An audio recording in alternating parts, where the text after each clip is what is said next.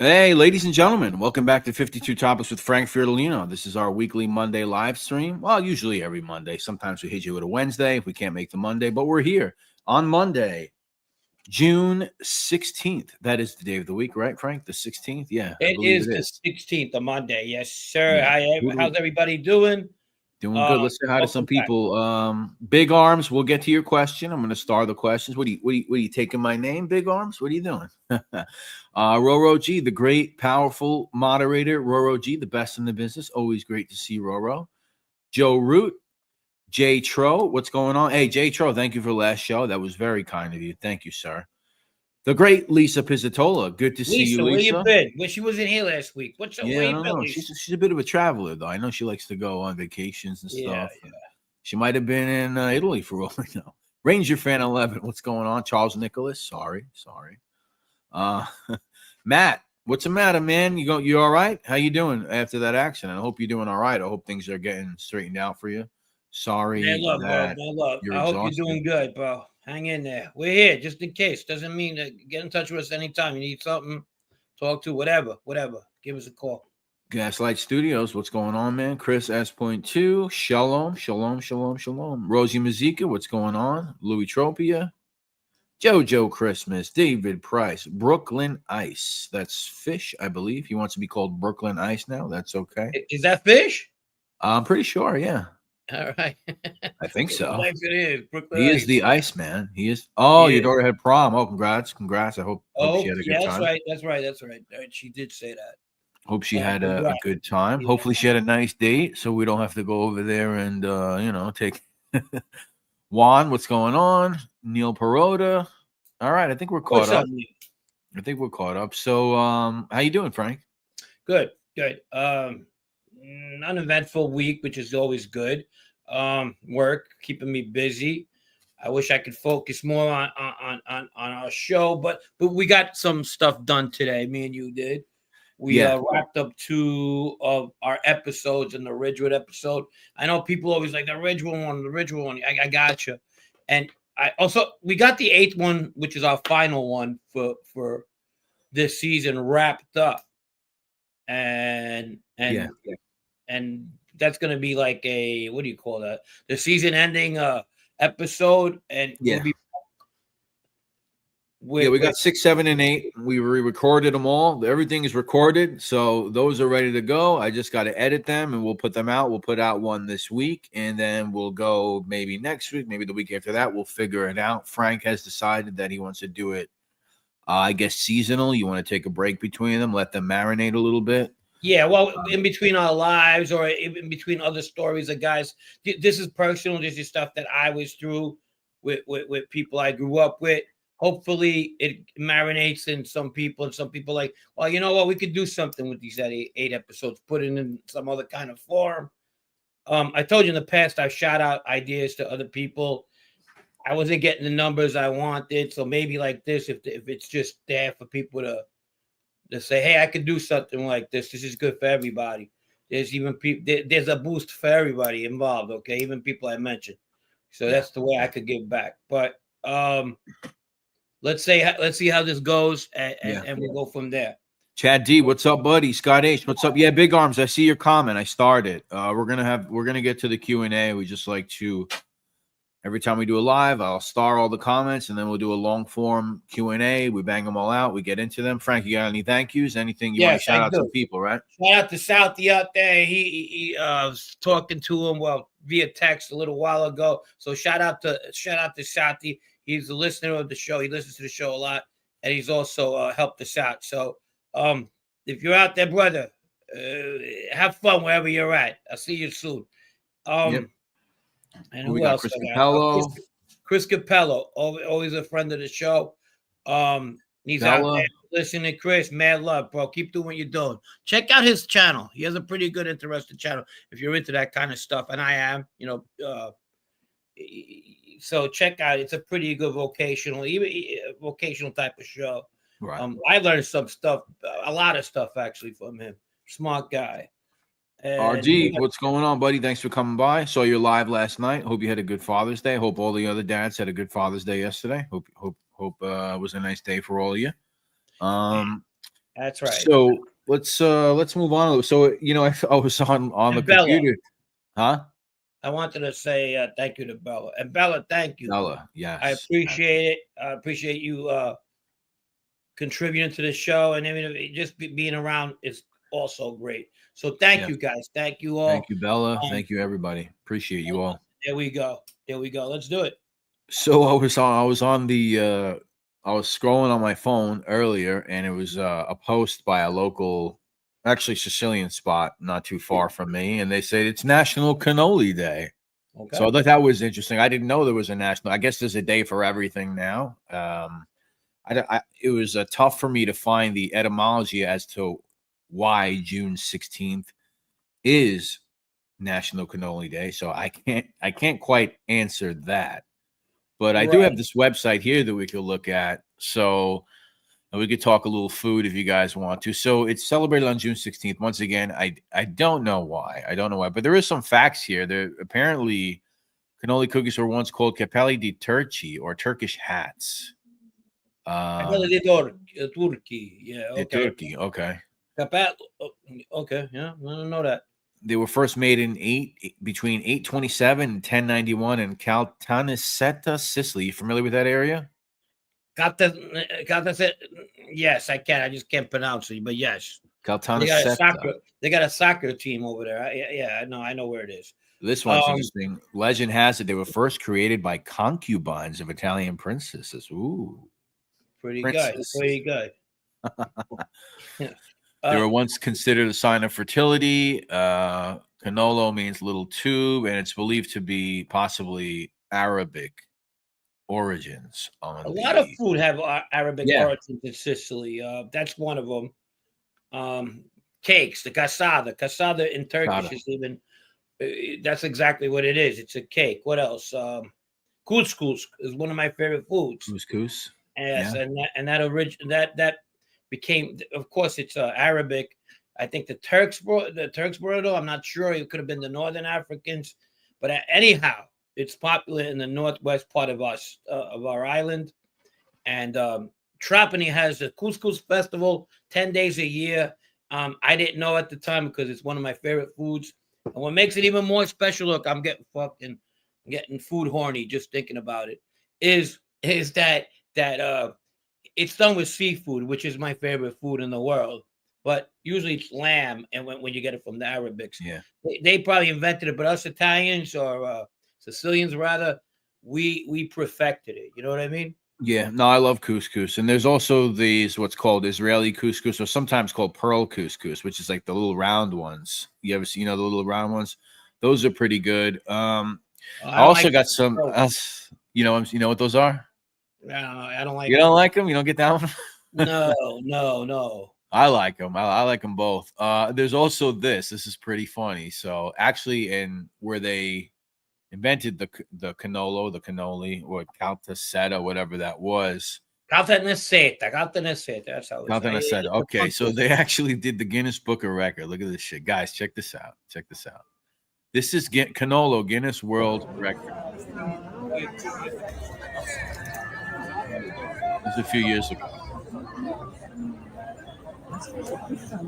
Let me move it up a little. Look at this thing. Nothing.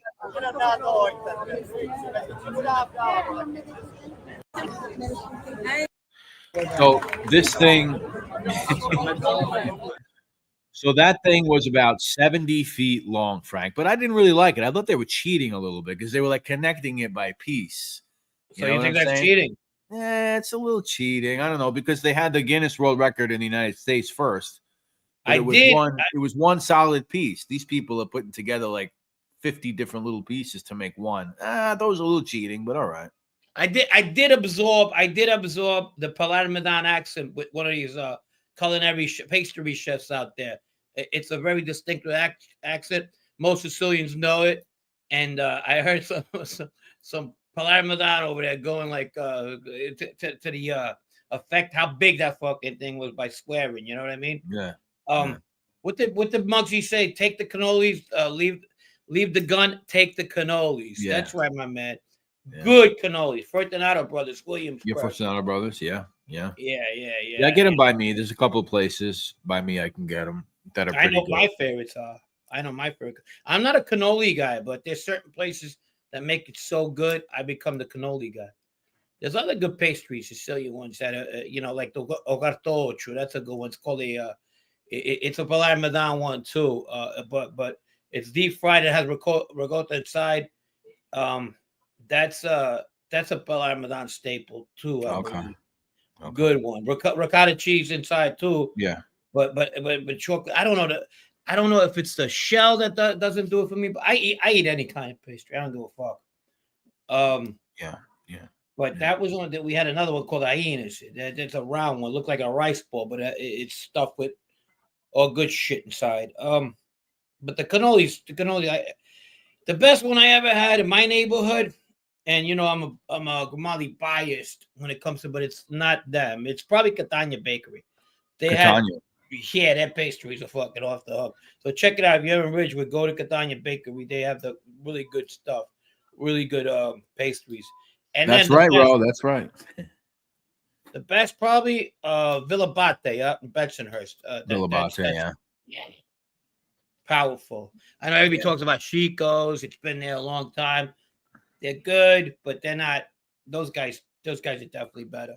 There's Lisa coming right there with the Chico's on. There you go. Yeah. They put a post up today too about it, actually, on their Instagram, I think. My favorite was a place in Queens that's no longer around, and it was called De Aquila, D''Aquila.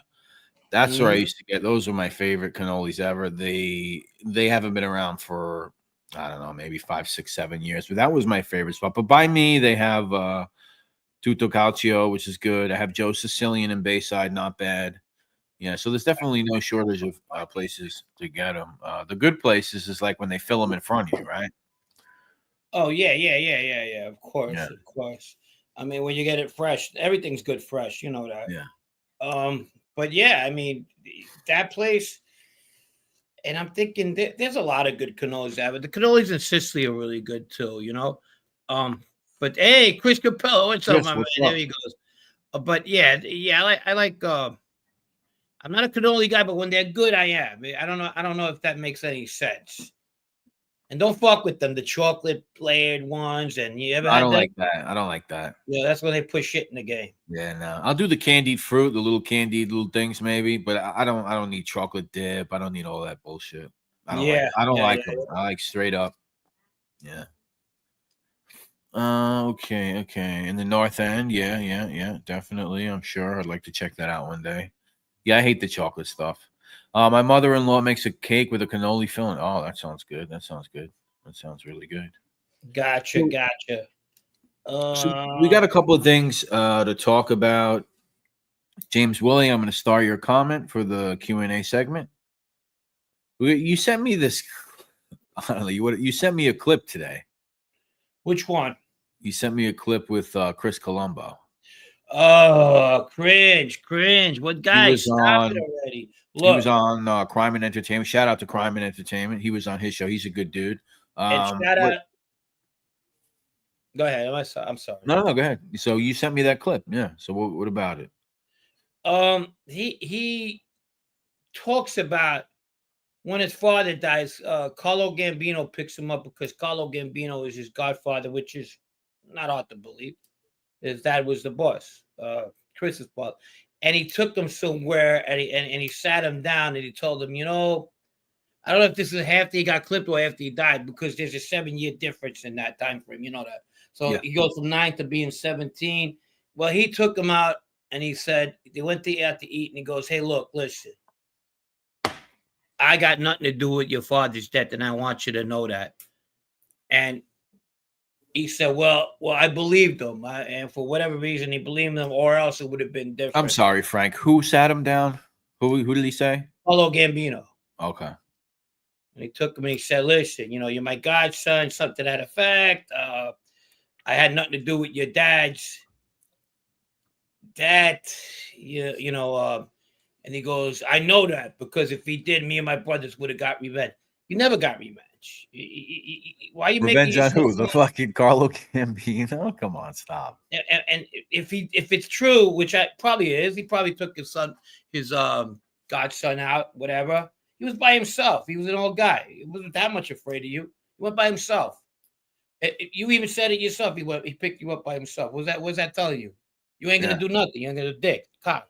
Yeah. Well, not to mention he was 9 years old when his father got killed. So I don't know what he would have, what revenge would this little kid do. I don't understand. Well, but with the time frame, if he's talking about when his father died, it's like 7 years. So if he's like 10 when he gets shot, and then after 17, 16, 17. I've had people talk to me about real stuff at 15, 16 years old. Not about murder, but they talked about serious shit. Yeah. So like my Uncle John, for one, he was that guy. You know, he figured we were allowed to listen to stuff real quick when we got a certain age. You know what I mean? Yeah. But yeah. So I don't buy it. And you know what I dislike a lot is in that life, if you die and you're done and you get killed, and I always told people at that, you know, when I was out there, if something happens to me, let it go. Don't be looking for me, especially the American people I was involved with, like a girlfriend or something, because my family knew better than that. It's done. Don't, you know, if I fucked with, you know, I fucked with piece of shits, I was one too. If I'm done, don't worry about it. Let the cops do their job. Don't do that for them. And I see a lot of that happens. You know, when somebody dies, there's always like, you know, James says, was I cool with Ace when he got his bun? I was in jail. Yeah, I started. We'll get to it. I was in jail. But, you know, don't worry about that. And I see a lot of people, when their people die, they either be the daughter, the wife, usually, never the males. They always are, you know, they want to give impact statements. And some of these guys were not that nice to begin with, but just leave it alone. I don't understand. I mean, if they kill me today, I hope. I don't think anybody give a fuck anyway in my family. But if there's that one, leave that shit alone. It ain't worth it. You know what I mean? Like my family today, not my old family, which I don't consider family anyway. But that's where I'm at with that. You know, you had Melito's wife. Yeah, that's what I was thinking of. Yeah, Melito's wife. I mean, they had them all on TV, all these women on TV back then. I know I'm pretty sure Melito's website. I think DiBernardo's daughter was there, if I'm not mistaken. You know, right? It makes you wonder, right? Because they know what their fathers, husbands, brothers were into, right? I mean, Linda Melito, she knows her husband's a murderer. I mean, she knows that. So it makes you wonder, and this was obviously around the Sammy time. You guys know that. So obviously the media had a motive to put them on there. But what's their motive? I feel like, and I can't speak for them, but I feel like their motive is that not who their fathers and husbands were, but the idea that Sammy was a rat. No, not them. Not them. They actually think their father was a good guy. And you really think so? You really think that? I don't know what the one. Maybe they didn't like Sammy, another kind of form. I mean, the Sammy hate is pretty through the roof, which is fine. Garofalo's family, same thing. The chink, they call them. The chink, yeah.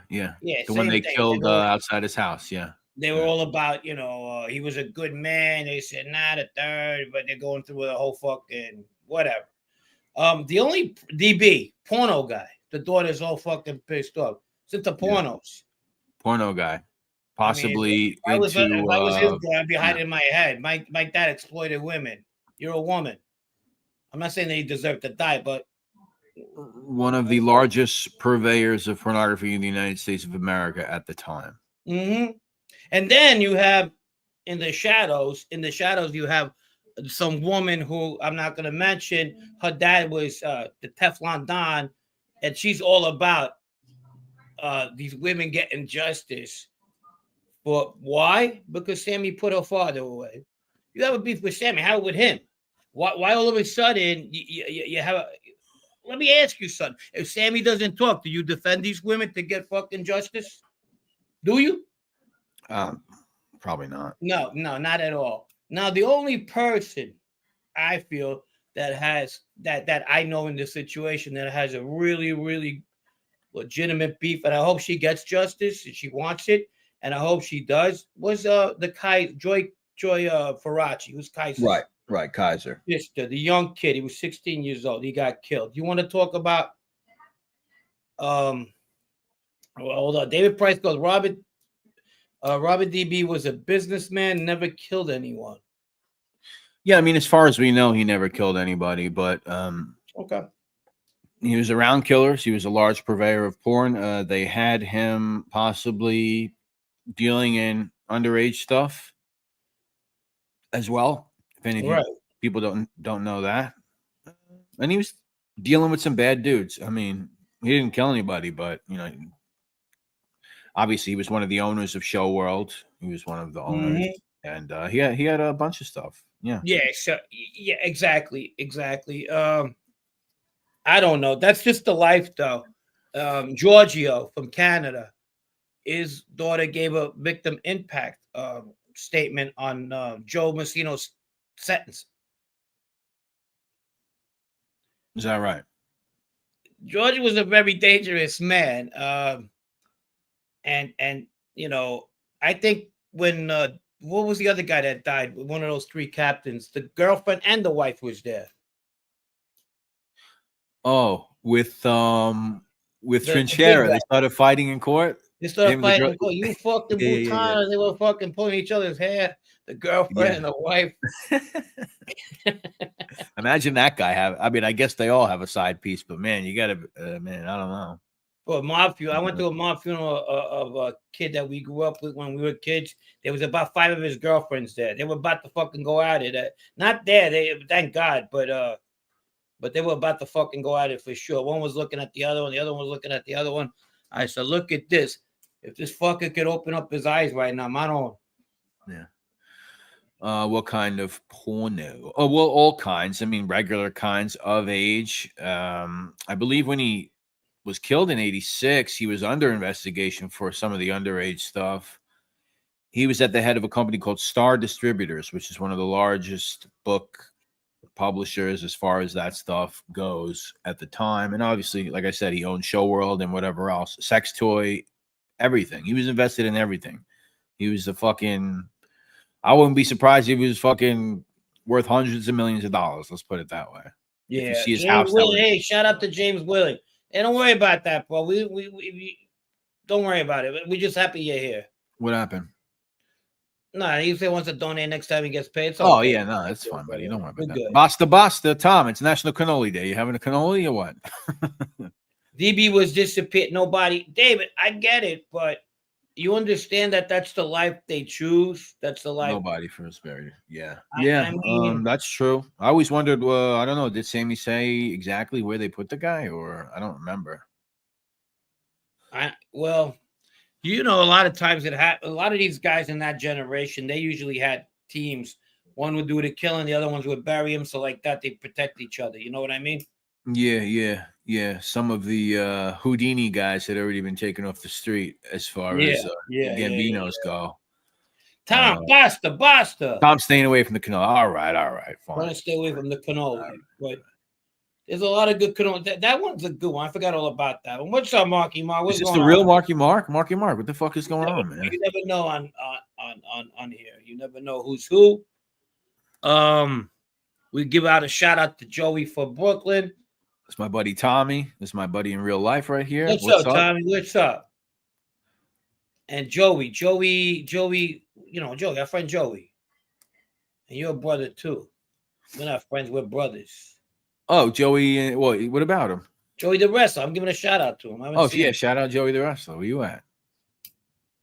All right, so I'm starring all the questions. We're going to get to a Q&A. There's something else that I thought we could talk about. So we'll do some questions, then we get into that. Okay, let's go to some questions. So there's some guys they're getting aggravated at this. Yeah. Big Arms, what's going on, buddy? So Big Arms says, "Hey Frank, I would like to know your opinion on how Joe Bonanno managed to be father from 31 to 68. He must have been very respected to hold a position like that for almost 40 years. Your thoughts?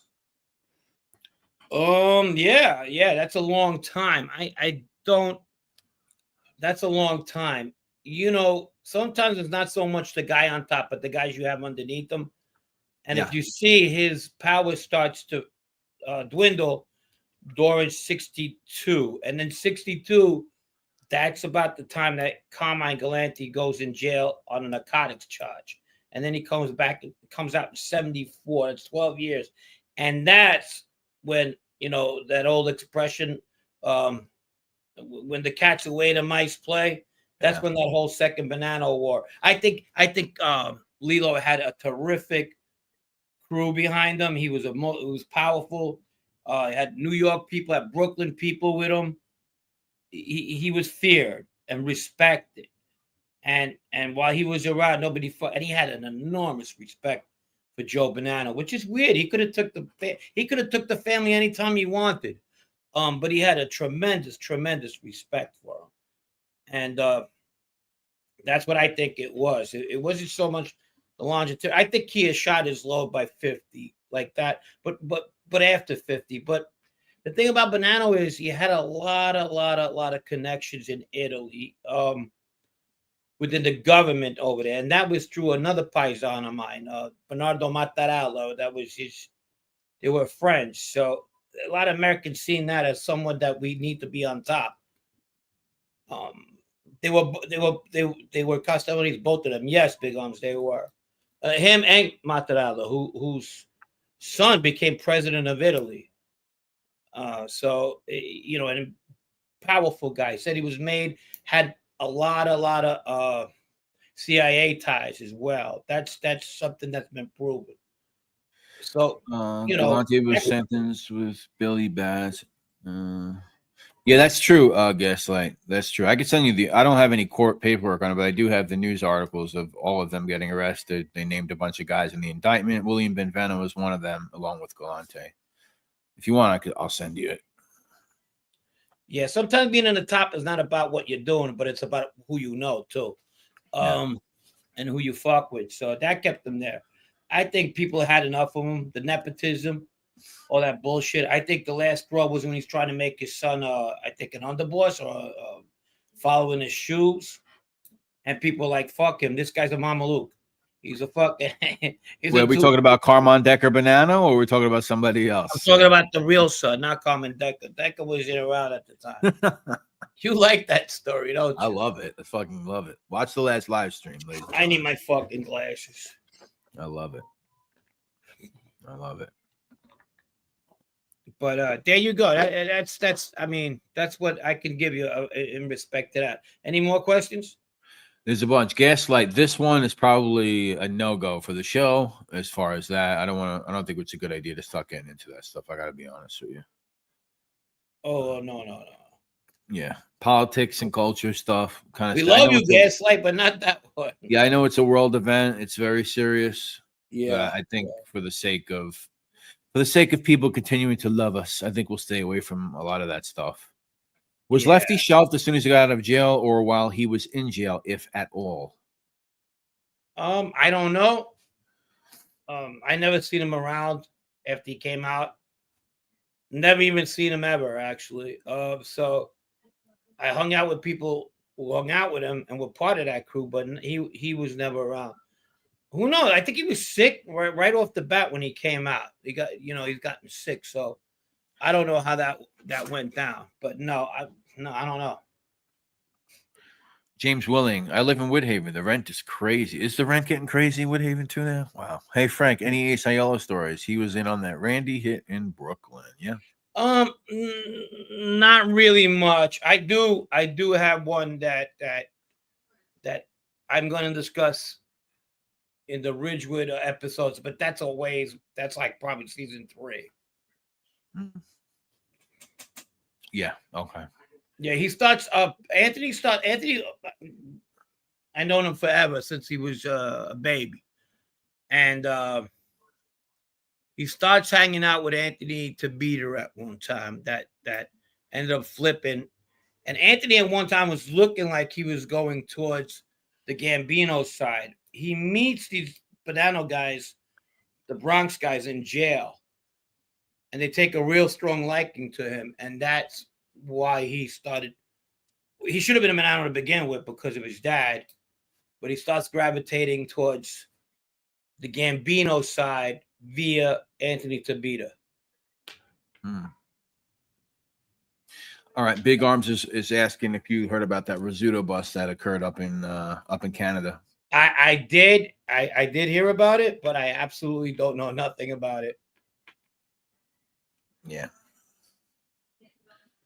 nothing much to know about it, huh? Your buddy. Actually, I haven't seen your buddy over there cover it as of yet. What happened? Which I found that interesting. But what are you gonna do? Okay, what do we got going on? Joe Bonanno had good loyal guys like Frank Garofalo, Vincent Dana, John Benventry, Frank Labruzzo, Natalia Evola, Carmen Galanti, and so on. Yeah, all Castello Mediz. Yeah, right there. Evola, the Evolas was related to two twin brothers who ended up getting killed in that Second Sicilian War, and they were.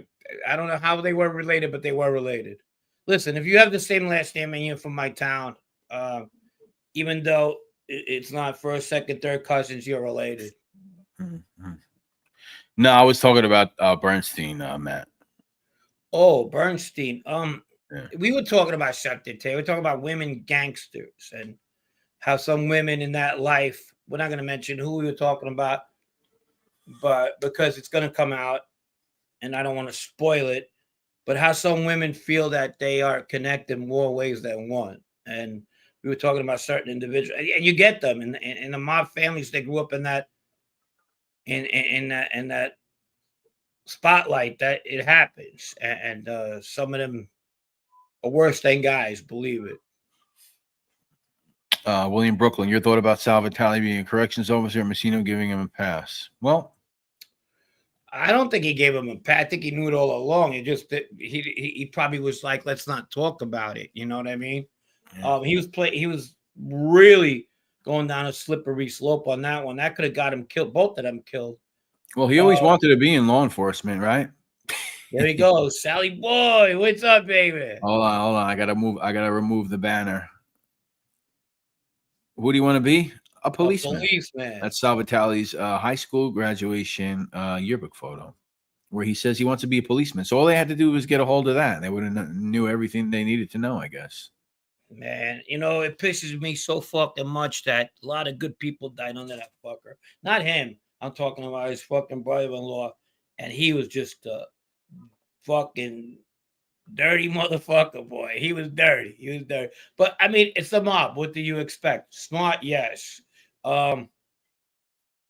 Legendary could have been, but definitely fuck. He reminds me of a character. A villain in Batman. You understand? I'm telling you. Thank you, James. Appreciate you, buddy. 199 from James. Thank you, sir.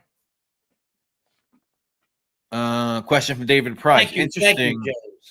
Interesting that Montreal Cosa Nostra members supplied the Vito Genovese Carmen Galante ring in the late 50s and the Pizza Connection 70s and 80s heroin rings. I guess it's more of a statement rather than a question. Yeah. That's about right. No, it's about right. That is right. Yeah, I don't know, man. It's just over the years. It's funny we don't have that kind of freaking weight coming back to the country anymore. This country from Europe, I'm pretty sure God knows how much shit comes into this country. Yeah, in Mexico, but from there, it's crazy. Thoughts on Phil? My uncle made me do it. Leonetti. No, Phil. It's Philly stuff. And you're probably gonna be like, I'm not a content creator. I didn't even know who Joe Molino was. And people are like, you should. I go, no. I mean, I don't know. Why would I? Yeah. Hey, listen. Another guy who was a murderer, grew up in that life. I always I don't know what he says is true or not true because I know a little Philly, but I'm really a New York City guy. Yeah, me too. But Yeah. like, I always kind of have like, I know he's a murderer, somewhat of, I guess, a soft spot for people who like fall under the tutelage of like madmen. There's something with that when you grow up and you have like a nut job fucking teaching you the ropes. I Yeah. think there's something there. The same thing with like a Montiglio with his uncle Nino and Roy and stuff. I mean, it's kind of like a similar thing there. So I always see that like,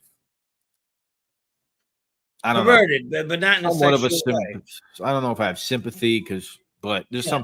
something to it. I don't know. No, I get it. It's kind of like perverted, but not in a sexual way. It's Fagin-esque, if you're familiar with who Fagin is, character in the Charles Dickens books. Yeah. But you got that where older people take interest in grooming young men, especially men, to be coming into that life. There's something kind of weird about it. But that was not all the cases. I had good people around me when it came to that. And I think it's because they had money. My two guys I was around, one was my uncle, and the other one was Vito Grimaldi. I think if they were okay, but they also curbed me from getting really over my head because at one point I was capable of anything and everything. I just didn't think I was going to make it to a certain age, and I was like, let's do it. If I had somebody like I could have been dead too. Tommy Karate as my guy. If I had somebody like fucking, I don't know, me and a friend of mine used to kid around when we used to be around, Vinny and Sarah. Mm. Like, we're lucky. We're like, he goes, it'd be cool to be around him, and then we look at each other and laugh. I go, we'll be fucking, we'll be arrested we'd be arrested next week. You understand? Are you kidding? We wanted that shit, It was Vinny was with Vinny Bisciano 2006 MCC. Hey, Chicky, we had your cannoli up there. Fucking that 70-pound cannoli. Skippy, that's a pretty funny comment, Skippy, but I'm not going to put that up. What is it? Chicky's cannoli was up there. No, that's not what it was. That's something to do with someone else. That's pretty funny though. Okay, but hey, what's up, Chicky? Welcome. Yeah, Chicky says brother. He was in jail with Vinny Basciano. Chicky, what's going on, man? He says he was in jail with Vinny Basciano June 2006 in Manhattan, 11th South with Alex Rudai. What a job, man. Lots of laughs. Alex Rudai, yeah. Albanians, huh? Chicky, what do you think of that cannoli? I don't think he saw it when he messing with the guy. So it's National Cannoli Day to recap for everyone. And in Sicily, they have the Guinness World Record, a 70-foot long cannoli they made. 70 feet long. Delicious. Yeah, Skippy, that was pretty funny. I don't know where to start. Let's get to William Brooklyn. Are we talking about that one loser? What was that? What are we talking about? That one guy? Who? Never mind. Anyhow, is it William Basciano? Brooklyn? So Merlino and Borello are going back and forth again. Borello says he's going to Philly to go to the cheesesteak place, and Merlino says, "Come down, motherfucker. I'll be there, motherfucker. You come down, I'll fucking be there. I'll be with Snuff, and we'll give you a nice welcome, blah, blah, blah, blah. Some shit like that. You let us know when you're gonna be there, motherfucker." So I don't know if he's actually gonna go there. I don't know what's gonna happen. Seems like not a great idea, I guess. Yeah. Is that a good idea, Frank? Nah, are you kidding me? What the fuck would you do that? I mean, first of all, how old is this Joe Molino guy? I don't know, 60, 61, 62, something. Nah, he's older than that. He's got he's like 61, 62, motherfucker. That's it? Yeah, what do you think? He's fucking 80 years old? They're like high 60s or whatever. I don't know. If I had to guess 61, 62, I don't know. Let me see. Hold on. Let me look it up. And Gene is what, 39, 40, right? Joe Molino. Yeah. He's 63. He's 63. Somebody says 61, 60. Guess his age. Matt he's 63. He's 63. But 63, is not 63. You don't fuck with somebody, 30 years ago, the guy, whatever. I Joey think, I think, 63. I think Gene fucking with him. He just trying to get his pressure up. He's doing a good job. This idea fucking stinks. This idea stinks. Let's stick a fucking cheesecake in your ass. Waiting Anyway, for Booker's out. we'll wait. I guess we'll just wait and see if that actually happens. All right. Yeah. But let me see. So if you guys keep asking questions, I'll keep starring them. I really want to move on to another topic for the day. So me and Frank, obviously, we're going to be putting out a Dino Calabro episode at some point. It's Mm-hmm. going to be a long one. It's going to be a long one. It's probably going to have to be like an hour. Who the hell knows how long this thing is going to be? Because much like we did with the Vito episode, where we did the biography, some family stuff, and we went through every homicide, everything. Well, Dino Calabro, who happens to be this guy on the screens with me's a cousin, he admitted to what, eight homicides, Frank? 8 of them, yeah. Right. So that's a long episode, right? But I thought today would be an interesting time to maybe, since that is going to come out, hopefully soon, to maybe talk about one of those homicides. I thought it would be cool to kind of go over one of those. And this is a photo right here. Who's in this photo right here, Frank? All right, so Mimo Dartamella is on the left. Rice Ball is sitting down on the right. That's my brother Phil. And Dino's on the top, and my late brother Joe is next to Dino on the left. What wedding is this? This is Rice Ball's wedding. Okay, yeah, your brother Phil. Where were you? I guess you were running around somewhere else? I could have been one taking the picture. I don't know. Okay. So that's Mimo Tartamella, a Pizza Connection guy, or not really? Or kind of acquainted with the Pizza Connection guys. He's also deceased. Okay. He was around them. Yeah. Matter of fact, if you look at the Bono pictures, yeah, the wedding, he's there. He's with Santo Giordano and Santo's mother in the picture, the redheaded lady. Okay. He'll be at that famous wedding. He was like a relative with us, more like a stepbrother, if you will. He lived upstairs with his kids and his wife from us. So we were together for a while. Okay, so we got Mimo Tartamella, we got Dino, we got your brother Joe, and we got Philly Arancini on the bottom. Okay? Arancini Phil, yeah. Arancini Phil on the bottom. Okay. Mm-hmm. So and the Rice Ball has a big IQ than him. You put a Rice Ball at him, Rice Ball is fucking smarter. Oh, jeez. All right. So cousin Dino.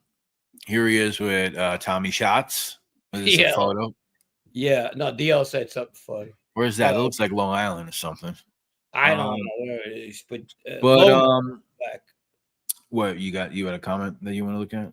No, you're fine. Somebody said something funny. Go ahead. I'm sorry. So I thought we would talk about this one incident, this unfortunate incident that your cousin Dino was involved in. He took part in this homicide of this individual right here. Police officer by the name of Ralph Dols, who was murdered on August 25th, 1997, right over here on East 19th Street, she said Bay. He was living at 2107 East 19th Street, which is a few doors in from the corner here on East 19th Street. This is the location. Frank, I'm not saying that, obviously, you didn't really know what your cousin was up to in full. Do you remember this incident at all?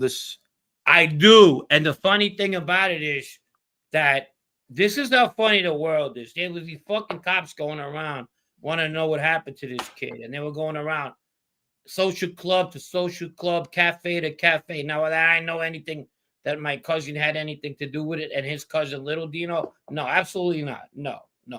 But they were going there, and I had these football slips. I was getting them from fucking from Nicky Santora. He was selling them, and I'd give him some action back. He was happy. You know those slips.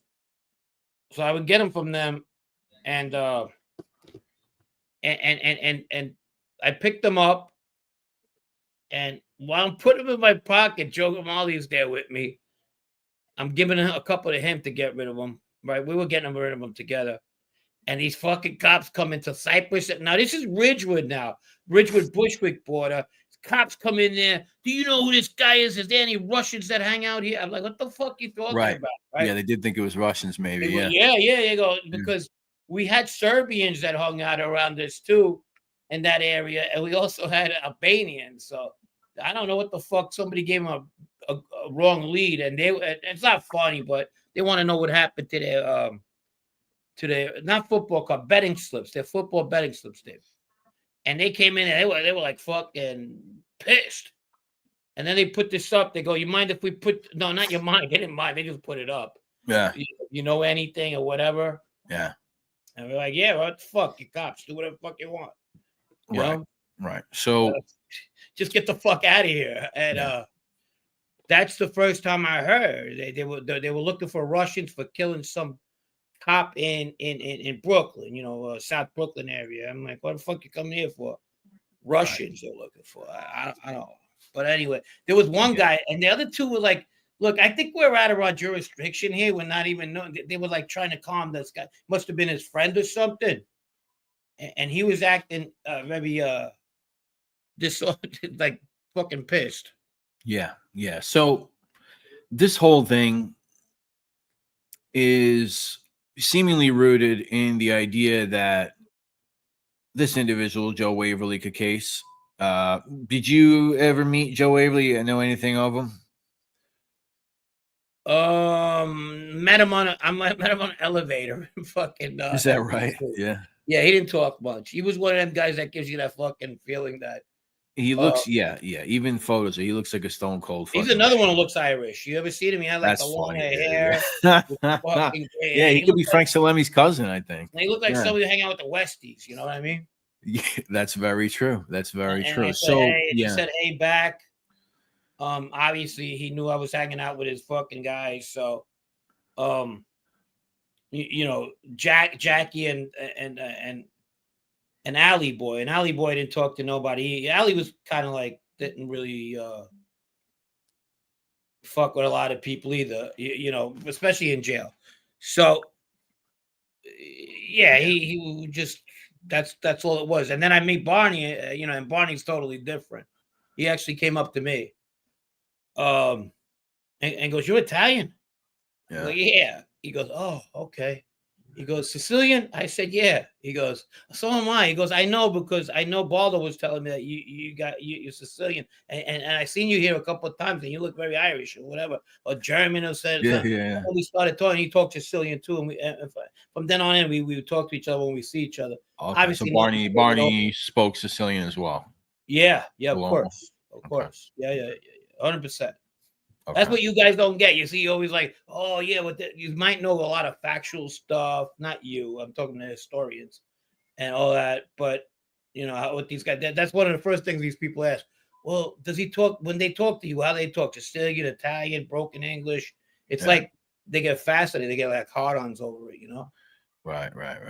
No, yeah, definitely. I mean, I've wondered the same about certain guys. But this whole thing is rooted in, and we're going to get into this woman too. We can call her the Black Widow of the Mafia, if you will. She has been called this before. This is Kimberly Kenna right there.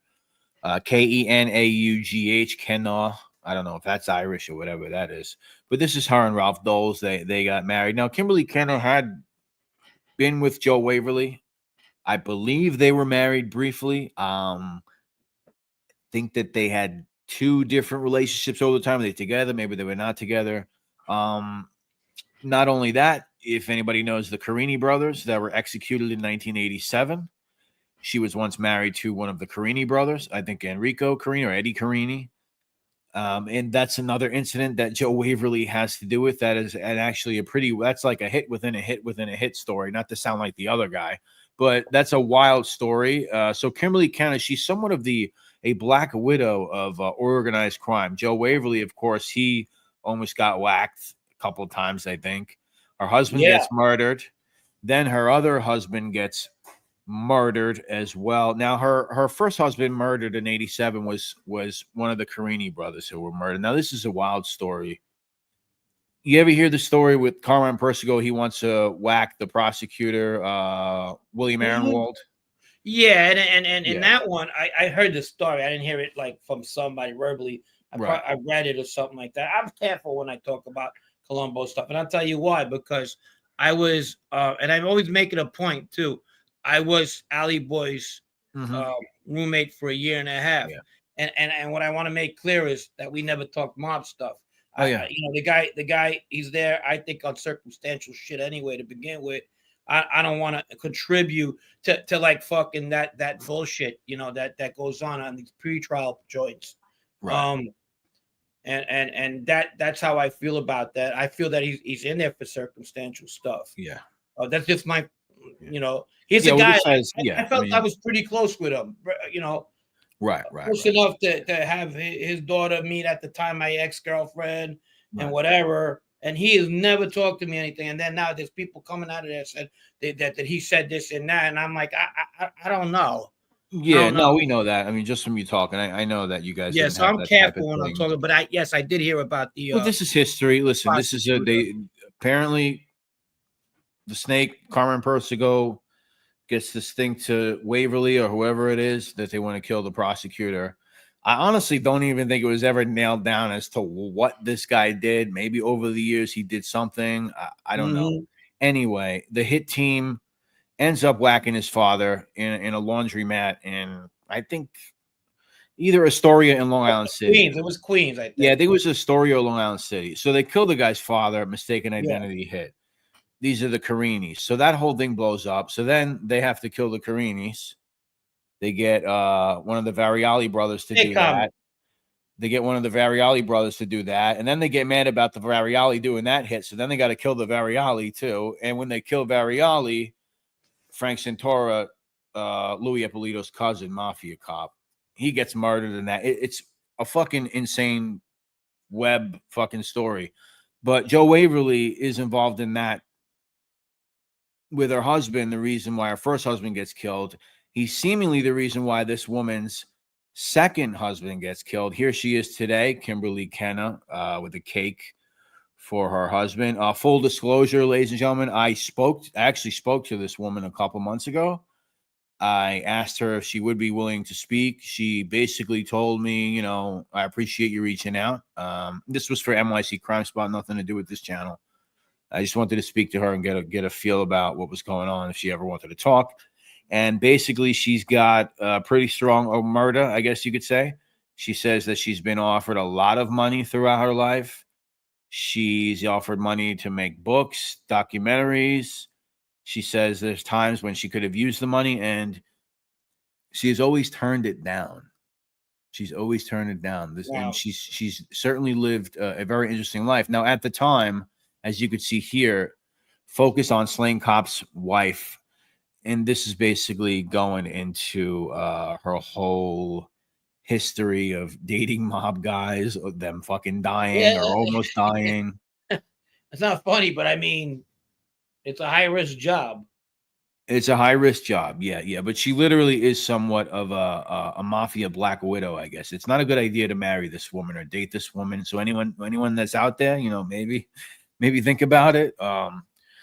But you know, with your cousin, when you found out, obviously at some point you found out that he had been involved in 8 of these things. But when you found out about this Ralph Dols one, what were you thinking? Yeah, I was in shock. That was around the same time I meet up with him at a wedding. I think it was my oldest nephew's wedding, and he had gotten married, and he's at the wedding. He came there with his wife, and this is around the same time, a little bit after. He goes, you know, and he's trying to hint to me that he's made now, you know. So he's like, you know, if you need something, let me know. What do you mean? You know, he knows I go, you know, he goes, well, you know, just believe me. If something ever comes up, you need something, let me know. And I know what he was hitting at, you know, that he had just gotten straightened out. Okay. And he got straightened out a little bit after that because he wanted, like, according to what I heard, he wanted to be still, you know, he don't want to be the guy who took out the cop and now he's the next guy to go, because Right. the last guy who killed the prosecutor, him and his brother went. So is that how this shit works? You understand? And not only that, I also heard that he was really pissed off at the time because they didn't tell him that the guy was a cop. They said he's somebody that did the family wrong, and we need these guys to go hit this guy. So he took his cousin with him. He took his cousin. Now Dino's not my cousin. Little Dino is not.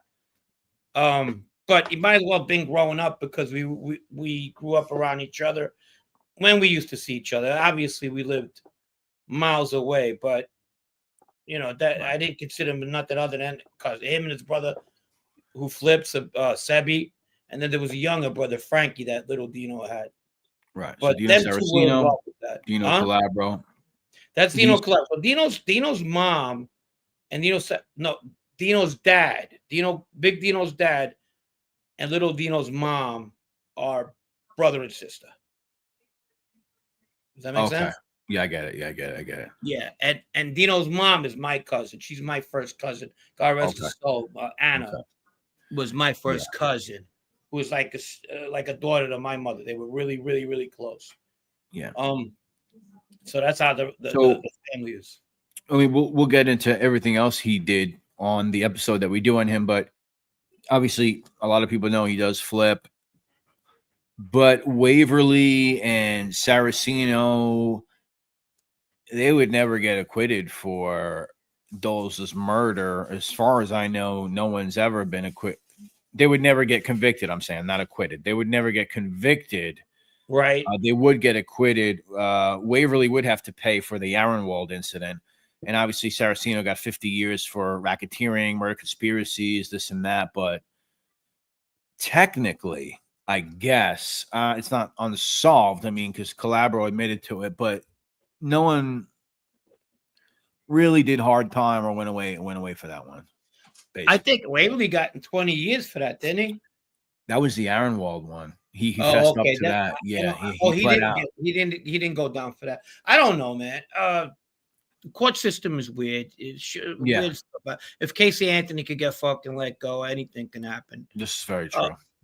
You know what I mean? Yeah, but I don't know. As far as that woman having bad luck, I guess.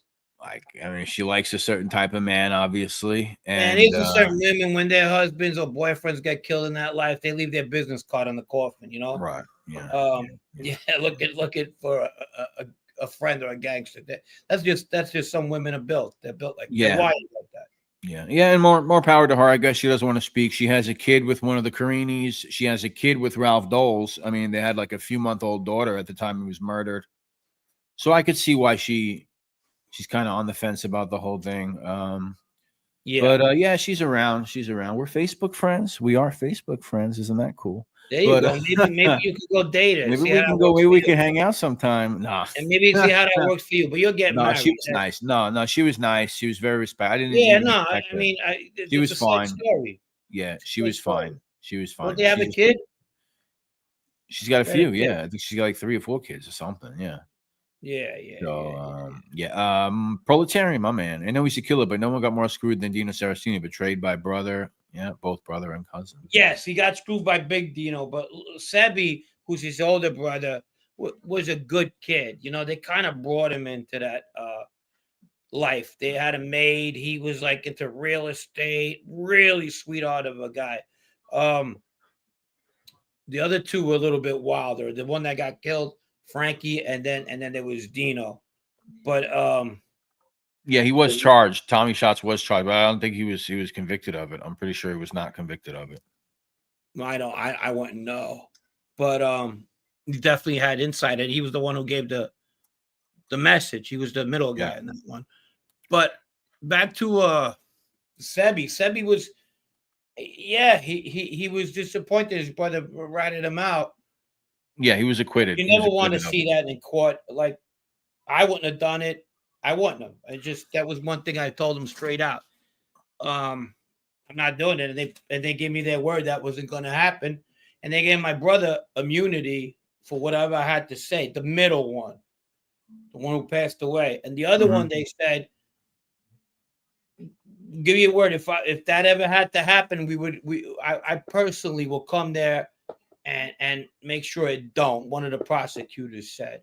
I said, well, I'm telling you, I ain't gonna do it. That you know, it's not gonna happen. Even though Rice Ball is who he is, but then he goes, because we think he has a lot more out there. I go, well, I'm just gonna tell you right away. We don't. I hate the fucking guy. He hates me. We never did anything together. It's no fucking big deal. So, you know, so I ain't worried about that. And that's how that went down. But imagine having to fucking given that decision. I would definitely not have done it. That's something that's just, you know, yeah, no, fuck no. But Sebi was a different breed. Sebastian, that's what we call him. He was different. He wasn't built for that life. They had him made. Yeah. I just want to make sure. What happened? No, I just want to make sure I said the right thing as far as. I got a message. I don't even know. Say it again.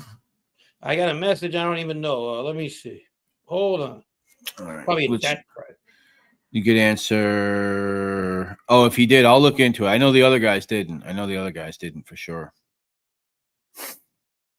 Oh, a friend of mine, come on the chat. He says, I'm busy. I'm fighting. I said, okay, sorry.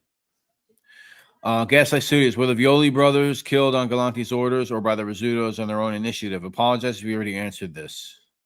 What's that? The Violi brothers were killed on Galante's orders or by the Rizzutos or their own initiative. This is speculation. I always thought it was the Rizzutos. And I never answered this, but I thought it was the Rizzutos, but I could be wrong. That's up north. That's not my forte. What do we got here? We got more questions. You can see some of them? Yeah. Because I can't see shit. Great show again. Yeah, but the jury rejected the murder charges, including the accusation that Joeli and Saraceno participated in the killing of Ralph Dols. Yeah, no, they didn't get him for it. They got him for other things, other homicides. Yeah. Yep. Dols? Yeah. Spartan Creed question: with a negative rep and historical instability, was getting made in the Colombo family an easier route for guys who wanted it bad? Do you think it was just settling? Avoid them. What was it? I'm sorry. What with the negative rap historically and instability was getting made in the Clum family easier route for guys who wanted it bad? Do you? Yeah, definitely. I said this 100 times. It was way easier to get made. I'm sorry. Let me take this back. About after the Bonanno family turns American, it was easier for anybody in the Bonanno family who was Sicilian to get made in the Colombo family than the Bonanno family. You go, why is that? Because you had to be somebody who's making money, and you couldn't form no threat to Joe Messino, especially if he was Sicilian. So they kept Baldo at a soldier position. That he's done that on purpose. So no. Would my cousin Dino would have got made in the Bonanno family? Probably not. Probably not. You were telling me about as far as at that time frame, Messino looking for less tough, rambunctious, violent guys, more money making type of. 100%. 100%. People had, and even if you were Sicilian, you had a better chance to get made with the Gambinos than you did with the Bonannos. The Bonanno Sicilians, they were trying to drain us out for a long time. It wasn't a place come to think about it, he kills Baventry, then he killed freaking Giorgio. Then he's trying to fucking start problems with Canada. He just didn't feel right with us. The ones Sicilians that he was making were Americanized kids, ones that were making money, ones that could be tamed. All right, you want the Iron Man? He's a money guy, okay, but you watch him though. So what did he do with the Iron Man? When somebody proposed the Iron Man, another Sicilian who happens to be in jail right now, he didn't put him around him. He took him and put him in the Bronx. Yeah. You understand what he was doing? Mm-hmm. So if he felt threatened, you weren't going, thank you, Steve. if he felt threatened, he wasn't making you. If he thought that you guys were a little bit had that little that edge on you, the Bonanno family was not made. The Bonanno family opened up and started making guys who could fucking do damage. Between like they closed the books on that, but when Joe went to jail, then you've seen a lot of guys get made again, guys that wouldn't have got made, and they were tough guys, but they wouldn't have got made for the wrong reasons because he was not afraid. I don't want to use that word, but he felt threatened. Okay, same thing with we talked about this with Bassiano. He kept it to a limit. He kept it to a limit with them.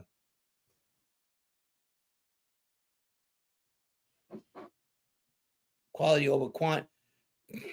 We got a donation from Steve, $10. Thank you, Steve. Here's to cheesesteak in the bomb. Oh, thank you, motherfucker. Thank you. Thank you for that. Appreciate it. Thank you, Steve. All righty. Moving right along.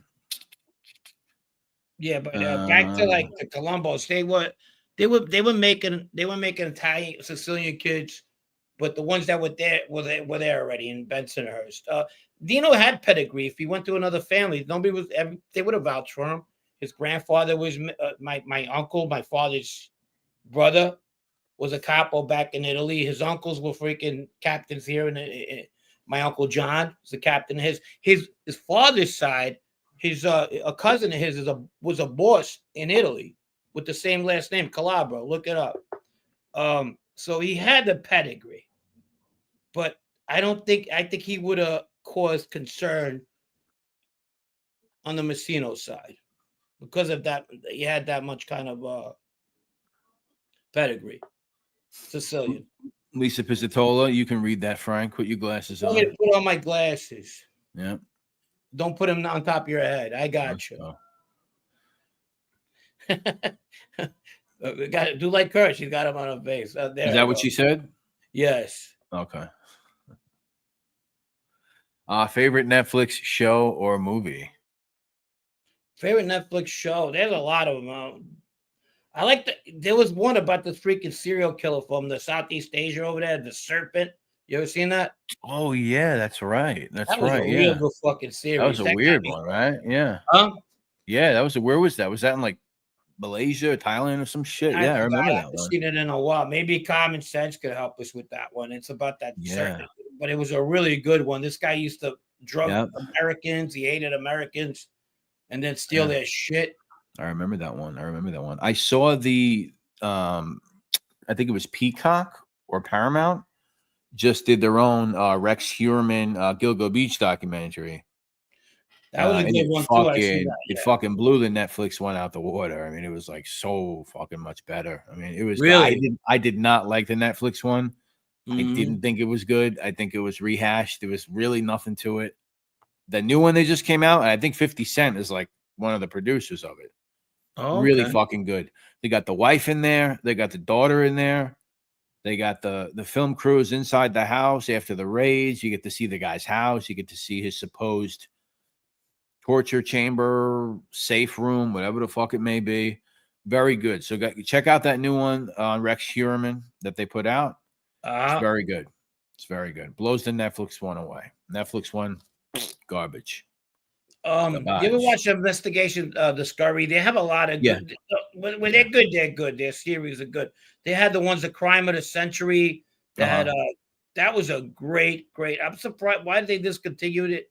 I don't know, but they had a good. The narrator was really, really good, and the shows were put together. They were high quality. They were really. I enjoyed them a lot. I used to be obsessed with. I used to have some good ones. Nightmare Next Door and all these fucking. How about Evil Lives Here? Yeah. The Stalkers. All Evil Lives Here was pretty good too. I like that one. That was good. Get Gotti is great because Anthony Ruggiano is in it. He's good. Anthony's good. Anthony puts the John Lovett's a fucking mob too. I like him, and he eats crepes. He eats grapes, yeah. Listen, his dad was who he was, man. Anthony. Thank you, DL. Thank you, buddy. Did I tell you the story when I went to do when I went to film for National Geographic, and the director goes, you know, he said, "Well, you're pretty good storytelling or whatever." I'm like, you know, telling stories, whatever. I don't know how to take that, but I said, "Thank you." I go, he goes, "You know who's really good?" I'm like, "No." He goes, "Anthony Ruggiano. He's really good. I mean, he tells a story, he pictures it, he keeps everybody captivated." And I'm like, "Yeah, he does, don't he?" And he's right. I mean, the fucking guy. I enjoy watching Anthony. I think he's good. Yeah, DL. I think DL was trying to set it up. Yeah, you know, somebody complained that last time 3 shows ago or whatever, somebody mentioned Reggiano when I played the clip. Right. Same guy that's fucking complaining about other things in the past. So you can keep complaining, you fucking the blow job, whatever the fuck that is. If I had their money, legitimate money, I would be on the Mediterranean right now, sitting back, having someone put grapes in my mouth, and we know who that would be. Yeah, that's dedicated to whoever that guy was leaving comments. I don't even remember your name. It's not You worth. can't make everybody happy. Not worth remembering. It's not worth remembering. You can't make everybody happy. John Rambo, what's going on? Yeah, I like Anthony Reggiano. I like it. Thanks for the setup, DL. The original crumb bum of the show, actually. DL, the original crumb bum. What's up, John Rambo? John 33G Fit. Yeah, he's good. That I think it's crazy. You see what you did? You got fucking Chicky Chickatelli to come on the freaking. Anthony's doing a chat. Vegas seen trip. That cannoli, you got fucking horny. Fucking guy. At Mob Museum. Who else is going? Yeah, I was at the Mob Museum a long time ago, yeah. But I'm not going to go there just to see Reggiano. Where at? The Mob Museum in Vegas. Is it fucking a homeboy got something to do with it? Who? Oh, I don't know. He's on the board there or something. He's on the Bernstein. board. Yeah, he's on the board or something. He's on the board. He's on the board. Something like that. He's the Armand, what's going Las on? Vegas Museum. What's going on, Armand? They have a new Evil Lives Here, The Killer Speaks episode. Let's go. Oh, nice. Thank you. I've seen that one too. You know what I used to love? They used to have the one where, damn it, what is it called? It was like a stalking thing where like a woman starts dating a guy, right? And then the guy keeps stalking her and she can't get. Oh, those were so funny. The reenactments on those, they're amazing. Yeah. Amazing. Oh, like bad first dates. Yeah, something like that. Yeah. Calandra can hardly speak, but I always thought he was a good. You know what? Yeah, he's got good stories too. I like when Jimmy tells his stories. Yeah, he's got those stories are pretty good. I'm working on one right now with a couple of guys from his old hood. And it's about the Bay Parkway Bath Avenue wars that they had. And I'll tell you something, man. I'm not gonna. Those guys were fucking going at it. They were doing some crazy ass shit right in the middle of the day, and you know, you got to give them. Those are 2 crazy crews who I'm gonna be covering in the '90s, and they didn't give a fuck. They were blowing each other up like nobody's business. Yeah. The one thing I think I'm going to repeat myself on this one. There was a kid named Leatherhead. He was like 12 years old, 13 years old. He used to sell weed for Frank Gange. He was around Tommy Karate all the time. That was one of the stories. He got Leadhead? Leadhead? They called him Leadhead. He was a small kid around that area, Bath Avenue. He was like a little wise ass. And legend has it, he throws a bottle at one of these white trash kids that lived on the block that, that were hanging out. The kid went inside, grabbed his fucking gun, shot him, went right through his mouth, and he had the bullet and spit it out. I don't know. That's what I heard. The way they had it, and the kid got clipped. At that age, that's the shit that was going on. So he died. He died. Yeah, they had one of that would have been a good excuse to get the nickname Leadhead. Like you got shot in the mouth, you spit the bullet out, and you became Leadhead. I think he had the name before. I gotta ask. I'm not laughing, but yeah. No, they said it was one of the biggest funerals in the neighborhood at the time that the kid got clipped. Where's our man, the drummer, Drum Capella? He's from that neck of the woods. He definitely would have knew Leadhead. Yeah, he's not around. I spoke to him a few days ago, but he hasn't been in here. Yeah. Well, shout out to Drum Capella if you're out there, man. We miss you. Come around. Pasta patate. What's up, my man? My girl goes crazy when I watch Anthony Reggiano or Jimmy Calandra. She says she can't listen to them talk. She's half Sicilian. Listen, if you want to listen to this John Ray, you're gonna have to get used to it. You know what are you gonna do? The Jandra. Yeah. Frank, remember Rabbi from For the Parkway? From the Parkway? For the Parkway? No, I don't remember no rabbi from any Parkway. Joe Root says drum was here earlier, but was that drum Capella? Because that guy had like fucking jacked ass biceps and shit. I don't think that was drum Capella. That was some dude. See? Brooklyn Ice. Look at Brooklyn Ice. All right, I'll go there in a second. Let me see that other drum. I just want to find that drum. Yeah, that wasn't. I don't think that was drum Capella.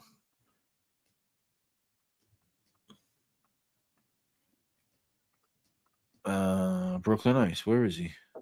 It's right over there. I also knew Leadhead. He hung around Frank Ganji mostly. Frank Ganji. Yeah. Okay, so he hung out with Frank Ganji. Yeah. He was a kid. He was a baby. He got 12, 13 years old. Wow. The Jandra. Frankie Brett the Jet. Yeah, Hey, what's up? My name's Ux. And what's going on, my man? News to me, I guess what I miss those guys. Shout out to my man right there. He's a good dude. Very good dude. There was another guy that hung out there. I wanted to ask you. This was the Graham U Grill, by the way. Okay. Is that who that is?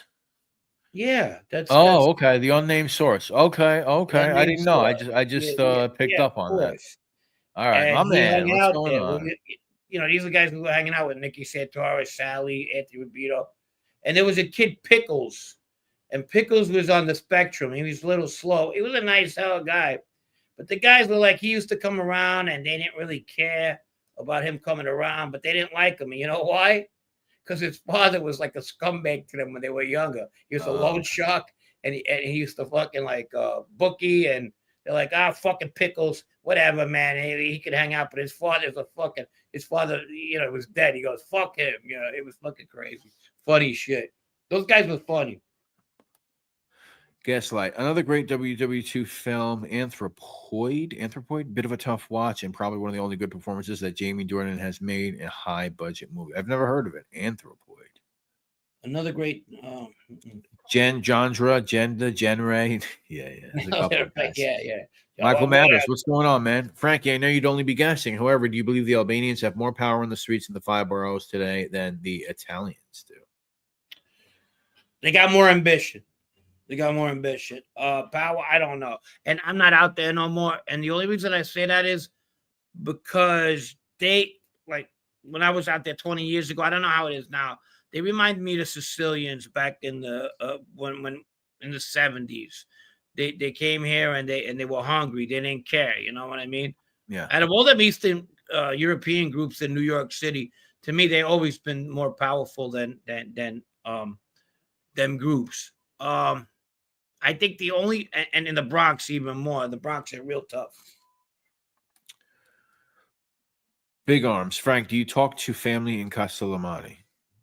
No, I don't talk to family. I think Pickles. There you go. Pickles was his name. Frankie Pickles. That was his name. Frankie Pickles. No, I don't. I don't talk. I have a cousin or two that are on Facebook, and I got into it with one of them because her dad was my uncle, and she didn't like that I was bringing him up in these shows. He's dead. He's been dead since 87. He was my Uncle John. So she doesn't want people associate us with the mob. Okay. So she said she'd rather shit's fucking all over the place. I mean, how you gonna hide that? And that was the only person. But then I just blocked her. I was tired of her shit.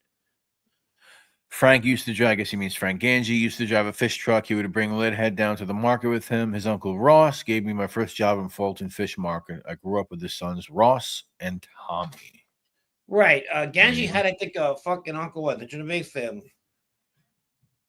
Sister, what's up, my man? Live from the casino. What's up, brother? Thank you for last week, man. I appreciate you. I appreciate everybody, by the way, but thank you for Jandra. Yeah, dyslexic, Bo. I'm dyslexic, Bo. This Jandra is crazy, Bo.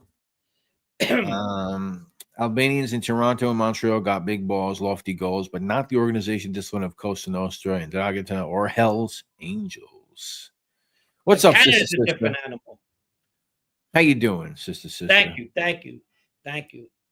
Gennaro Gattuso, new head coach of Italy's soccer team. Yeah, I don't get it. It's just going to show. I don't know how good of a coach he was a ballsy player, very hyper, very crazy. But I don't know. Those guys don't usually make good coaches. Frankie Pickles owned Creasy restaurant for a while. Which one? Which one? The one at the one with the glasses and the black hair? The one in that picture. Really? I didn't know. He was a nice guy, but he was a little weird. Chris Archullo, what's up, buddy? Haven't seen you in a while, man. What's going on? How are you? He was a good guy. But the guys used to fucking give it to him all the time. Hey, watch it, buddy. Watch it. He says he likes how the Mets and the Yankees are on display. Yeah. Fuck the Yankees. I'm so pissed. You know what happened is if you're a betting guy, whenever a team has a 6-run lead, the Mets had a 6-run lead on Tampa. Yeah, I know. And they blow it like that, bet against them. Bet against them for a while. It's hard to because they're always going to think whatever lead they have is not good enough, and they're going to lose for a minute until they get it together. So if you blow a 6-run lead in baseball, it's always a bad sign to come. So I hope I don't have to switch the light back to the Yankees light, because that's the deal. The ones with the better records stay. Come on, you're a Met fan. It has nothing to do with nothing. You know what? I gave up on the Jets already. The Jets are no longer my team. Really? Just like that? Yeah. I'm just tired of people saying this is your year, blah, blah, blah. Yeah. I mean, listen. This shit. I never seen them win. I was born in 1970. No, I know. They won in 69, right? And I'm going to be very honest with you. Was it 69, Frank? I was born in 70. No. When they won? 69. 69, right? Yeah, okay. Yeah. They whenever the Super Bowl month fell in. That's a good year. Mets, Jets, 69. But what my point is, I was actually a Houston Oilers fan for a minute. I'm gonna be honest with you when it comes to football. And then they moved to Tennessee, and I was a big Earl Campbell fan. And and the Jets were always my second favorite team. And then the Jets just became my team. So I don't give a fuck. Fuck them. I like everybody now. I'm going to be like that when it comes to football until the season starts. Yeah. And then I'll be a Jet fan again. But I'm mad. I'm just mad. But back to the Mets. I said I was mad for a second. Stop the baloney, huh? Who the hell? Stop the baloney. I gotta get a new sign for that one. But yeah, I mean, when they got the guy Sosa, whatever. Yeah, Juan Soto. Yeah, I know. Soto, I was pissed. Why didn't you get shit like that either? $15 million. What I don't like it either. 15 years, that kind of money. What is it, like $50 million a year? Yeah, it's ridiculous. Yeah, I would have got 4 pitches. Yankees did better on that trade than we did. Here's a good question, Frank. This is a riveting question from Bulux. Frank, how's your ass in the morning? Nice and soft or hard and crispy? Out of all the fucking questions, you had to go pick up that one. I'm starting to wonder about you. Anyways. You're the one I've been looking for. You know? Come on. Then you got to bring this fucking Fanuc. Come on. God damn. Jesus. Fucking ridiculous. Yeah, happy Jack McKenna. It's fucking ridiculous. Who pays anybody that kind of 15 years? It's going to look like fucking that fat guy, Big Sexy, in a couple years. Bartolo. He's going to look he like lost Bartolo. A lot of weight. You talking about Bartolo? I saw him the other day. The guy lost like 200 pounds or something. He's looking fit. And he's still 200 pounds, so go figure. Yeah, he's probably, if I had to guess, he looked like he was 235, 240. But listen, come on. You look pretty good. Yeah, unfucking unbelievable. I think I heard I'll never forget when he hit that home run. That was great. Modern day Robinson Cano. Oh shit. Man. Yeah, it's awful. It's awful. Yeah, what else we got? We'll see what happens. Any So more yeah, no, I mean, listen, we talked about a few things. We talked about, I really wanted to touch on at least something to do with your cousin Dino, just to prep everybody, because we're gonna be doing Yeah, we're a gonna be long following one. him. He was one of my good cousins, not my favorite. Was he one of my favorite cousins? One of my favorite cousins. He was very respectful with the family. Family was first when it came to us. It was fucking Yeah. crazy though. But respectful. He was respectful. Was I surprised when I found out all the shit he was involved in? Yes and no, because I knew he was around a very very crazy bunch, So that Yeah. was that, But This is Frankie Bread, by the way. I forgot I had this one. I should have brought it yeah, up before. Here's a question from Half Day of the Jackal. What's up, buddy? Frank, if that woman killer Heidel was competent enough to kill a Casso, how many Lucchese murders or sentences would have been avoided? Jeez. if that woman killer Heidel was competent enough to kill Castle, how many Lucchese murders or sentence would have been avoided? I don't know. I don't get the question. I really don't. When Jimmy I know Heidel, Heidel. I know he's talking about Heidel. I know who Heidel he is. tried to whack Casso, I guess he's saying if he actually did whack him, how many murders would have been saved? How many people would? Yeah, a lot. A hell of a lot. Yeah. A lot. Of course. That's like saying if Sammy gets killed when he was younger, robbing that car with him and his kumbaya alley. How many people fucking don't die? A lot. Shit, probably like 15 or 20, probably. That's hypothetical. He told me that story when we were in jail. He was robbing the car, and he almost got his head shot off. Yeah. And he was a kid there when that happened. They were, he almost split his fucking wig. Jeez. But that's where that was. You got to figure that was 86 when that happened. Mm-hmm. And he was a fugitive, but when did Castle get taken off the streets? Like 92 or whatever. But he was still calling for murders when he was on the lam. So yeah, I don't recall, but I mean, yeah. As far as the other Heidel brother, there was another Heidel brother got killed right there in Scarlett's in Staten Island. Yeah, Frank. I don't know the name. James, maybe. What was James? The one that No, Jimmy Heidel. I think it's Frank Heidel. Okay, Frank Heidel. And it's crazy because the night before, little Dino's brother goes missing. Frankie goes missing. And then the day after, the Heidel kid gets clipped. Yeah. And it seems like the cops were coming around and they were trying to, put their own things together on their head that one had to do with the other. Like the one took out the brother, but it had nothing to do with each other. But it happened a day apart.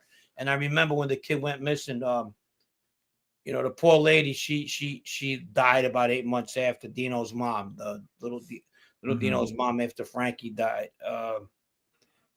And that was happening during that time. I remember he's living pretty close to. That's where Dino had his bachelor party at Scarlett's. Was that right? Yeah, so we went to Scarlett's. Rob Jean was there. Was he? Yeah, of course. Nice. So we went to Scarlett's and then we went to Atlantic City from there. So I actually got a break from the Baccarat. It was 91. It was 1991 during the first war, the Iraqi war. Yeah. The night we invaded. The Gulf War, yeah.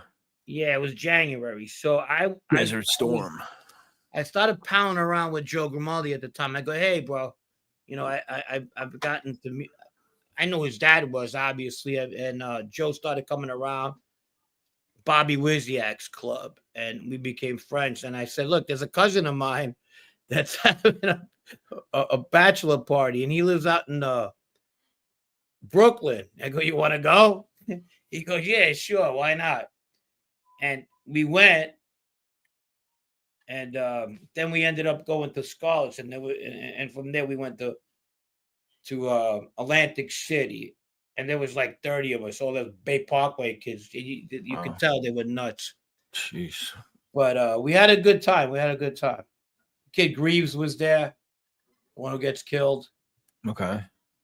There was a little guy they hung out with too, a Jewish kid named Pinsky.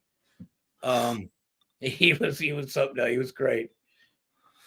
Michael Matters, I've thought about this. Yeah, thank you. Yes, I've thought about this. Can you please get RD357 on the show? Yeah, it's a good idea. I'll work on that. I'm surprised I remember this shit. Yeah, Michael, we'll work on that one. That'll be fun. That'll be fun. Big Arms, Frank, are you related to the Bucciolatos? I think No. you did spell it. I think you did spell it right. Big Arms, by the way. Yeah. No, but we might as well have been because we were very, very close. Our families were very, very close. If there's mob families that were close, it was us, the Fertolino side and the Bucciolato side. Mm.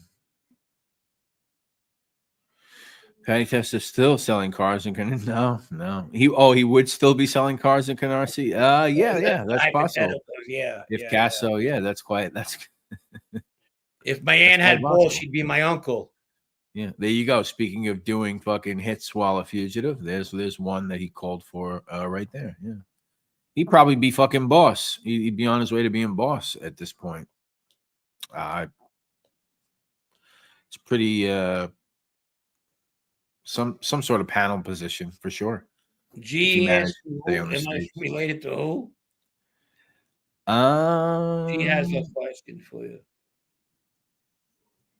Let me just all the way down. Are you related to the Italia family on Gates? Why would I have shot the father? No, I'm not related. You know that.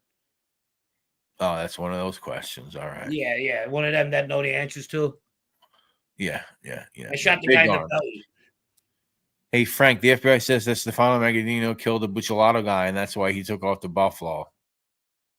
Are you related to the Bucciolatos? Hey, Frank says that Stefano killed a Bucciolato guy, and that's like the early 20s, 30s stuff, the good killer stuff.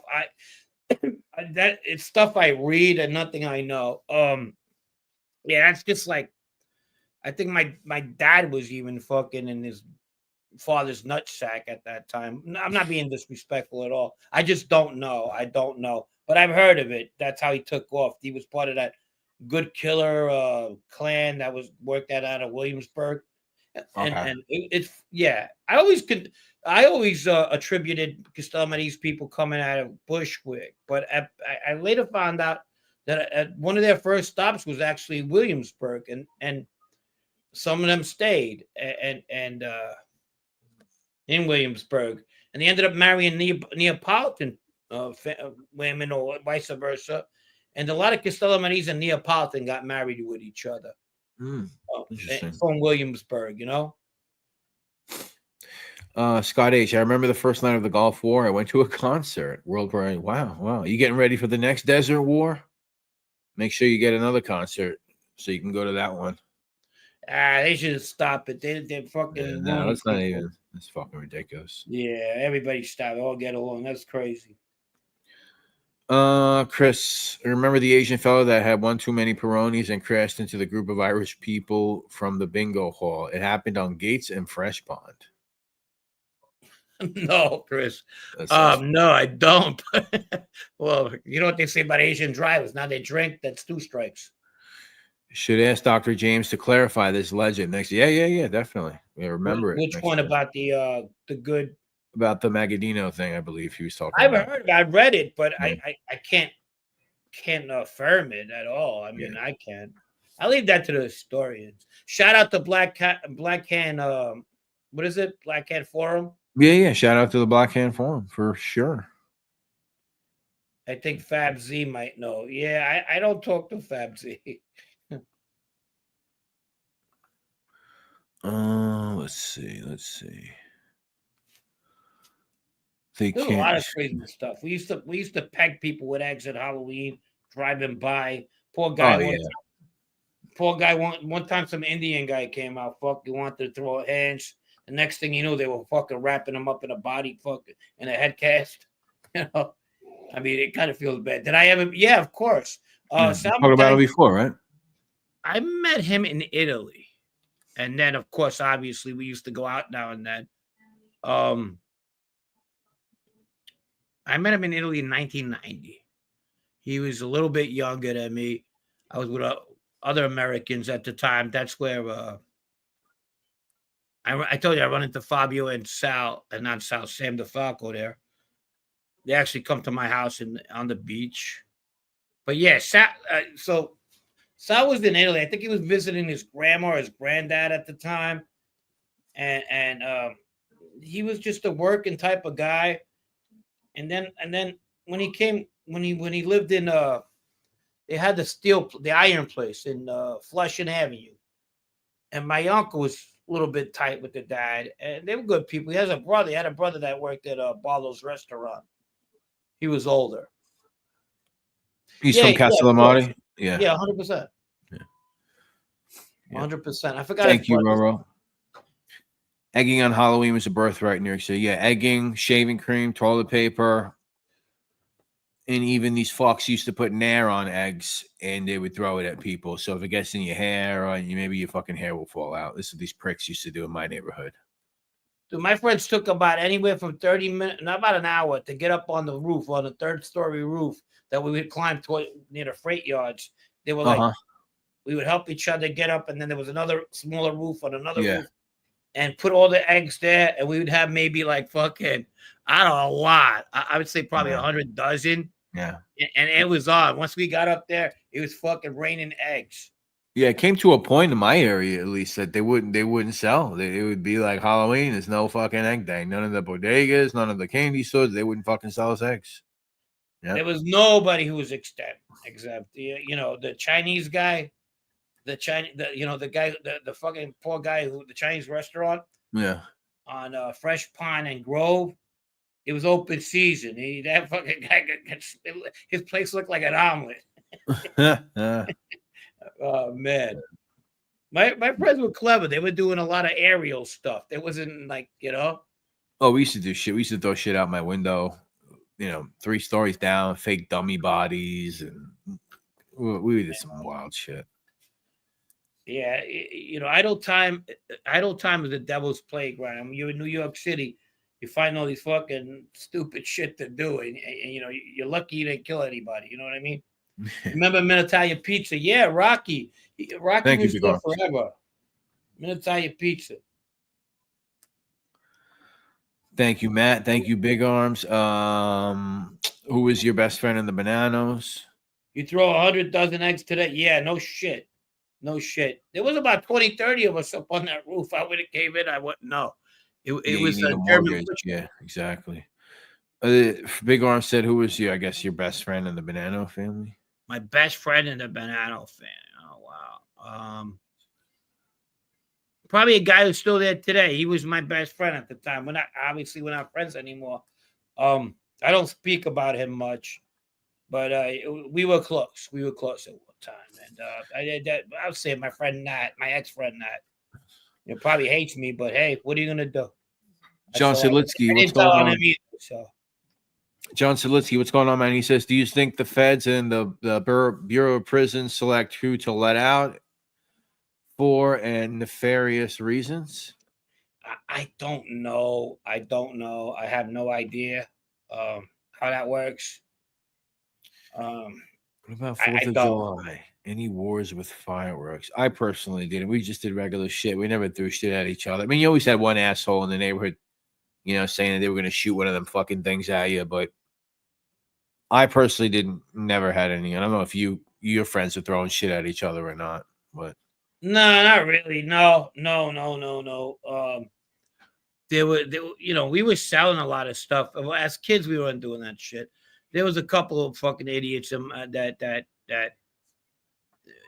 part of that clique. They would buy fucking like these rats out of mice, out of the pet stores, the ones you feed the snakes. Mm-hmm. And they were tying shit on them with mask tape and light them up and fucking blow them up. I always know about that. Will Hildebrand, what's up, man? Frank, that little fucker I was talking about. You remember earlier today? The Prince. Yes. He was that guy. He would do shit like that. Okay. He would do shit like that. I get it. Frank, who worked the hardest at their regular job, the longest hours and such, as far as anyone connected. at their regular job. Yeah.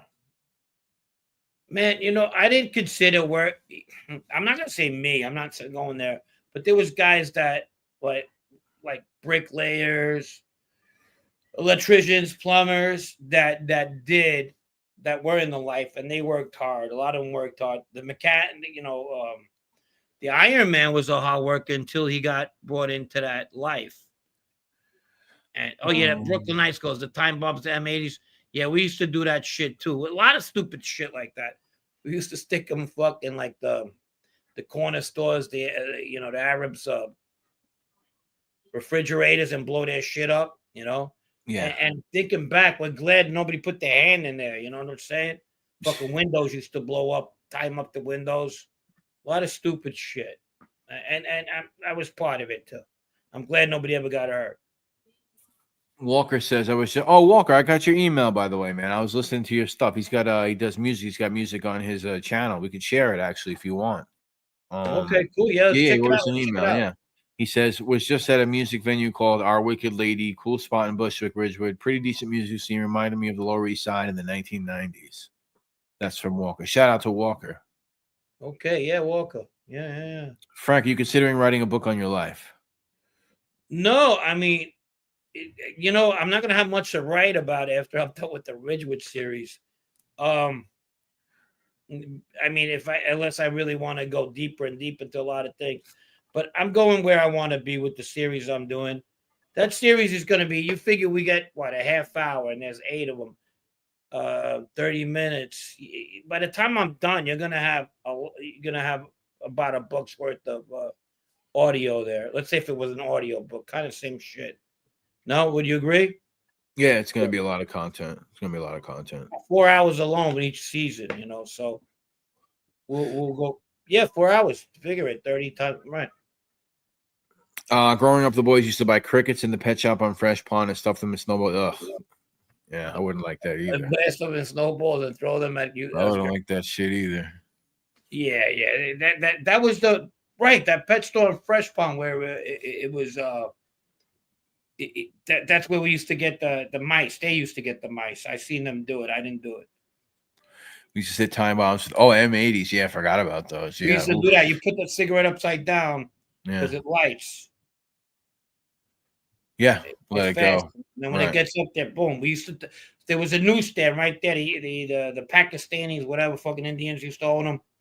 I don't mean that in a racist way, so don't take that as what it was. They used to stick them on the windows, and we used to watch from across the street, and then boom, sometimes there are people at the bus stop waiting for their fucking poor people, wait for their bus. They're like this.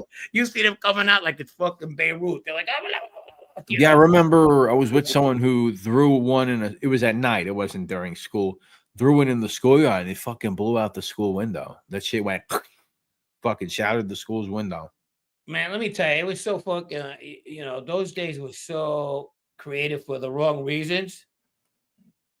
We'd play ball or something, and then around 8 o'clock, it's almost time to just go home, whatever, or 9. Summertime, and then somebody comes out with a blockbuster. Yeah. Now you have 10 fucking people in a blockbuster. The blockbusters probably tell you just fucking throw me away. But all these creative minds come up. Whose balls can we break? How about so and so? That old guy that came out, that old zip that lives down the front door. Let's get him going. So somebody was gonna get fucking abused. That used to be fun. Yeah, we used to do this shit, fucking with people in the box. One guy one time, he was taking a shower. There was 10 of us, and we just hit his fucking thing and went down. He caught the fattest kid. And boy, did he give him a beating. We were watching from a corner like this. We were like 11, 12 years old, we're like this. Yeah. And boy, did he catch a fucking couple of haymakers.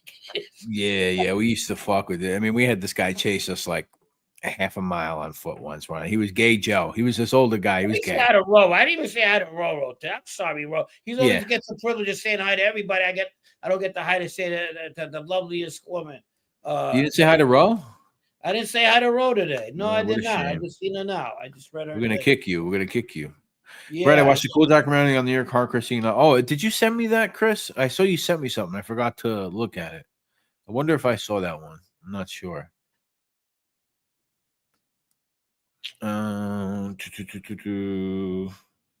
We caught a field on fire with the name of Jesus Christ, Scott. Brett and Frank, hearing just mentioning mice made me think of a police body cam video a drunk guy broke into. Hearing just mentioning mice made me think of a police body cam video a drunk guy broke into. Broke into mice? Huh. There it is. There it is. Walter Horno. Let me Send me a link. I'll check it out. I'll check it out. Let me put it in the chat. Walker Horn, because when you put it in the chat, I don't think it lets you actually share it as a link. Walker Hornung. Let me because I want to share it. Walker Hornung.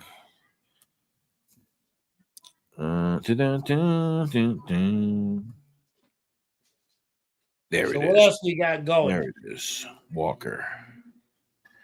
Yeah, hold on one second. I'm going to share this to the channel. Oh, there's Ryan Brown. He's saying something right now about the mice. So other people could Thank you, Matt. This is the one that I was watching. Copy link. Everybody, if you can, go over. I'm going to put the link in the Chizat. There you go. That link should be clickable for all of you, ladies and gentlemen. Go over there. Get a little subscribe action going over there. We talked about it earlier a little bit, John Rambo. Actually, we didn't talk about Catolo at all, but Frank was talking about shout out to Chris Colombo. Billy Jr. Guy broke into a pet store, stole a mice. His last name was Pancake. Literally, they yelled in the name of the law. Pancake, stop. Jeez. What the hell? Pancake. Yeah, so guys, I shared the link. Go over there, give a subscribe. Check out the music. Check out the music for sure. Thank you, ladies and gentlemen. Let's see. Yeah, so do we have a crumb bum? Yeah, I got the crumb bum thing here. I don't, but we missed the crumb bum last week. I'm giving my crumb bum to somebody. You could give a crumb bum. You're a real crumb bum. You're a crumb bum, a real crumb bum. All right, crumb bum of the week. What do you got? Well, we missed it last week. You're right. So we'll see. What do you got? What do you got for last week? I got one for this week. I got Chris for this Colombo. week.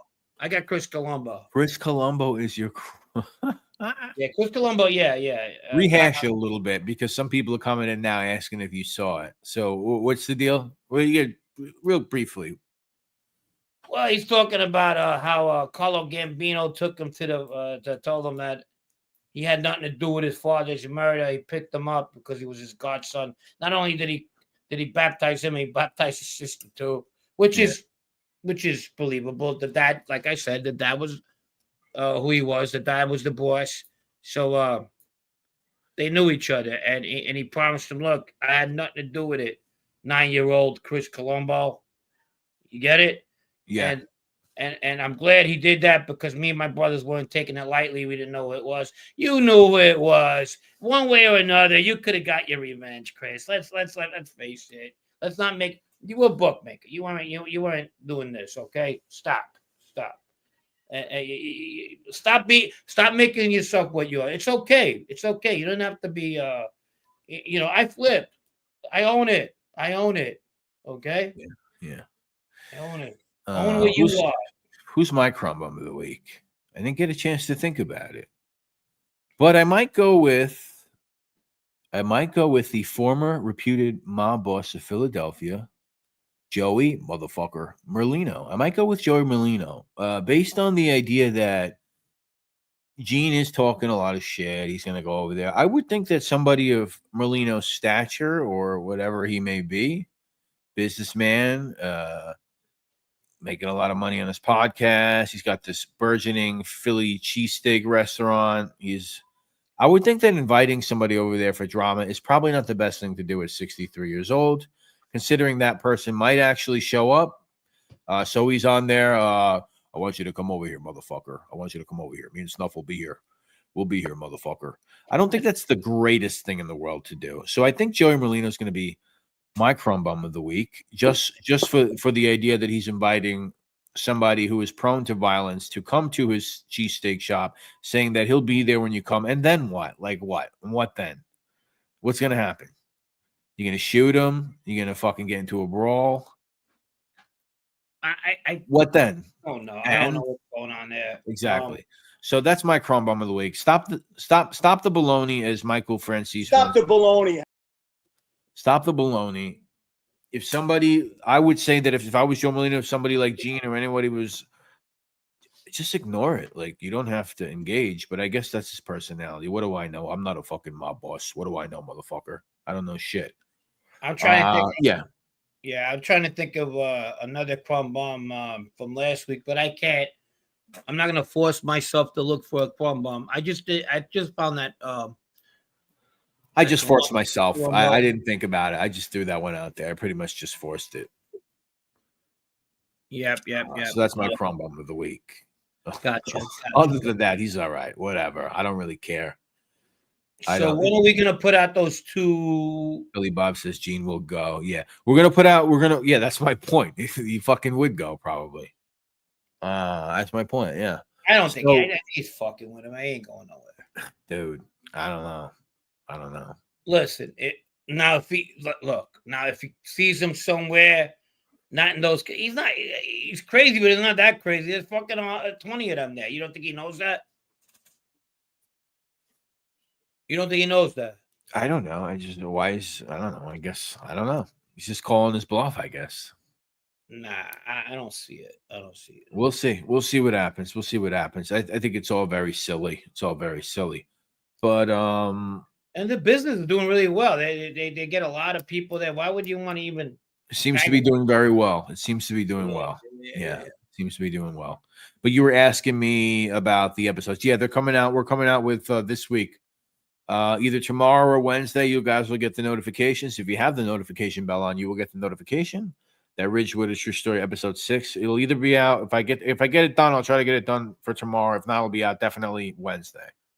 And then 7 will come out this week too, right? So it'll be 6 if you want 2 in 1 week. I don't know. Yeah. And then we'll just get 8, and then you go on your way, go get married, and then we start the show on Mondays. We start Monday. Maybe when you come back, and if you have time, we might even do a Monday and Wednesday again live. Yeah. Up to you. Brooklyn Ice in the house. Brooklyn Ice. Thank you, Brooklyn Ice. Thanks for the link drop. Like and subscribe. No diggity, no doubt. Thank you, Brooklyn Ice. Slinging that ice. Brooklyn Ice. Slinging the ice. Slinging that ice. What was your favorite ice? Like Rainbow. Like the ones they scoop. Rainbow? You know which ones I like? The water ices. I don't know if they have them anymore. Oh yeah, I love them. The Jalito de Coco, the fucking helado de coco. That was the coconut, the Puerto Rican ones. But they had pineapple, coconut. Yeah. Yes. They had the pineapple, the coconut, Knickerbocker. Those fucking things. They had the tamarind, the tamarino. Yeah, they beat any Italian ice. They were the best. I liked them. And they had there was like 3 of them. One time they came out with like the papaya. You talking about the one with the woman on it, with the woman's face on it? Nah, it was a white with red lettering box, and they had their freaking ices in there. Okay. Yeah. That's based. I'm thinking New of York the same knows that one. The halado, the Jalito, whatever the fuck it is. I'm thinking about the one with the woman's face on it, but it's basically the same shit. I know. No. It's shit. Does anybody remember them? They had them on Knickerbocker Avenue all the time.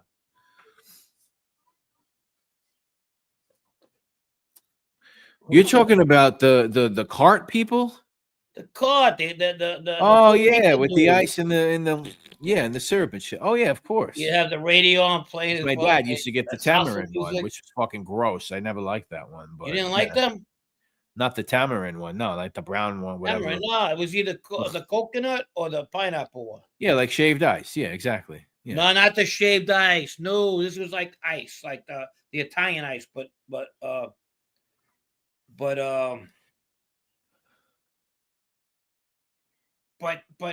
Italian ice, but in Spanish, they had the Spanish flavor. I know what you're talking about. Yeah, exactly. Like I said, like tamarind. I know what shaved ice is when they got that big nasty fucking and with that towel, probably wiped his ass with.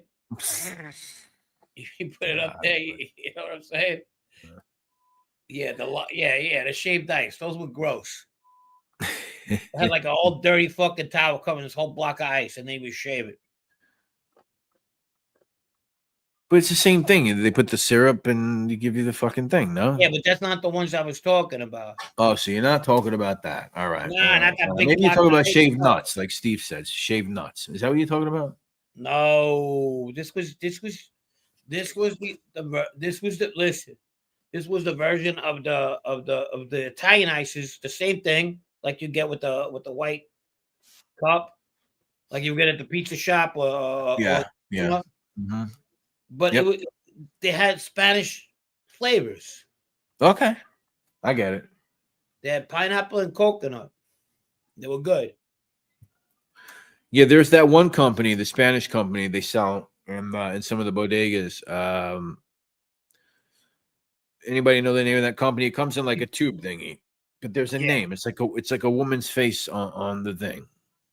No, that ain't it. That ain't it. Not No, I know. But what is that company? Okay. See, we got some Baricans, and Tony says, "I know what you're talking about." See, it's easy. The guy had two flavors. Sometimes, one time he came out with the papaya. Right. They were always there on Knickerbocker Avenue, fucking right when the guys used to play handball, right over there. Guys used to come out. Oh, I'm thinking of Mamitas. Mamitas. You remember Mamitas? Mm-mm. You ever had Mamitas? Street. If I tell you, I like all foods, but I can tell you the ones I don't like, and it's not because I never tried it. I never will. It's just because I watch them freaking prep this shit. Some of these people, it's gross. Indian food. I don't. Oh, I love Indian food. Come on. No, fucking kitchens. You don't like Indian food? No. Really? Yeah. Wow. Let me show you the my ricotta guy, the unnamed source says, yeah, that's a paisan of mine too. They made the ricotta cheese. You remember this, Mamitas? Nah, that wasn't what I was talking about. But no, I don't remember that. You never seen these? Remember the Malta sodas, the Spanish sodas? I never got like the Malta. Oh, Malta, yeah. Yeah, Goya used to make one, Goya Malta, and then there was another company. Malta. It was like Indian things on it. Yeah, Maltas, man. I used to like a lot of fucking Malta. Dude, a lot of sugar in those fucking things, man. Holy shit. Frank, remember the cheese guy on the corner of Irving and Jefferson? That's the unnamed. So yeah, of course. The paisans of mine too. They made a fortune in that business. They had the ricotta cheese. Piragua.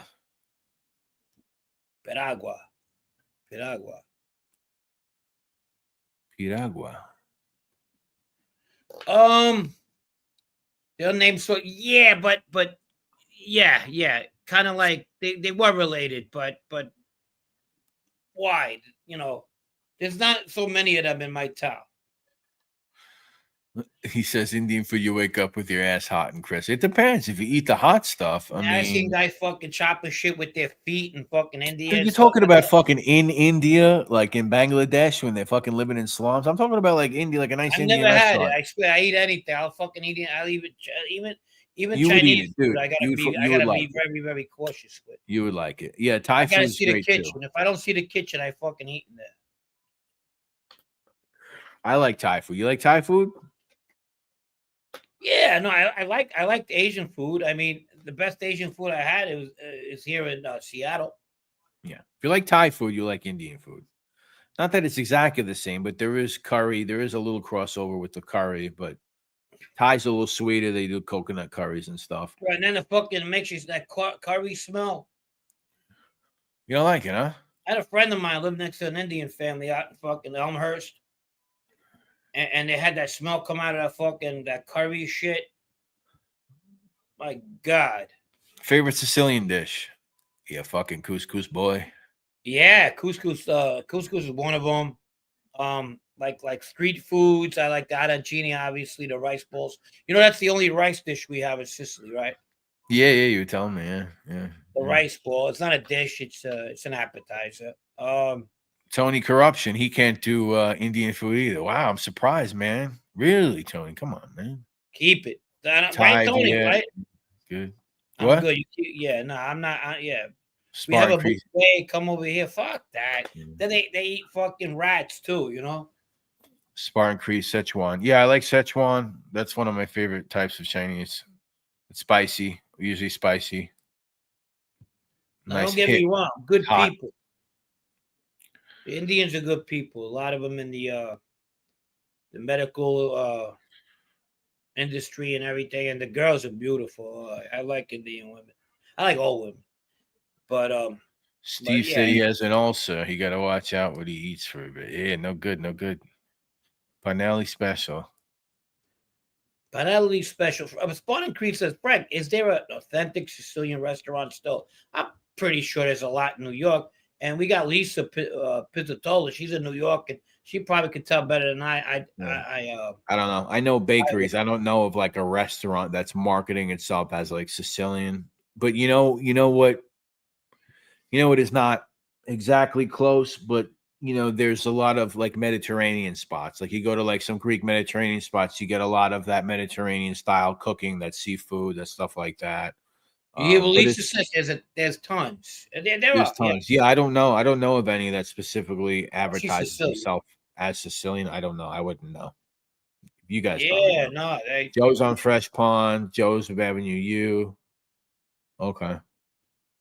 Yeah, there's some good food in New York City. I like my Sicilian food. The eggplant salad, the Americans call it carbonara. You ever had that? Carbonara, yeah. Oh, that's great. It's better. You use sauce, some sugar. People use sugar. Some people use honey. The chili honey is good if you're making Chinese Szechuan. Yeah, I know that. Yeah. Szechuan is one of my favorite Chinese, and I think Shanghai cuisine actually is my favorite. Did you do business with Dom Sicali on the street? No. Dom was in the Bronx. I was in Queens. I would have liked to know him. I didn't. He started, I guess, coming to Ridgewood after the Messina debacle or during Messina been in jail, but he made a lot of friends there, I guess. And no, I didn't know. I didn't. I'll go to Nona's. Any Nona's house, they'll cook for you. Yeah. Well, the cabarada, I make a mean one. I make it myself. I do a good job with it. Indian food, no thanks. Another Indian hater. Yeah, I don't think it's the food itself because they sound appetizing. And if you're a vegan or a vegetarian, I guess that's the way to go. What? Yeah, a lot of their foods are. I mean, it is, but I mean, they eat a shit ton of meat. There's one thing was called masala or something like that. I don't know what the fuck it is. Yeah, tikka masala.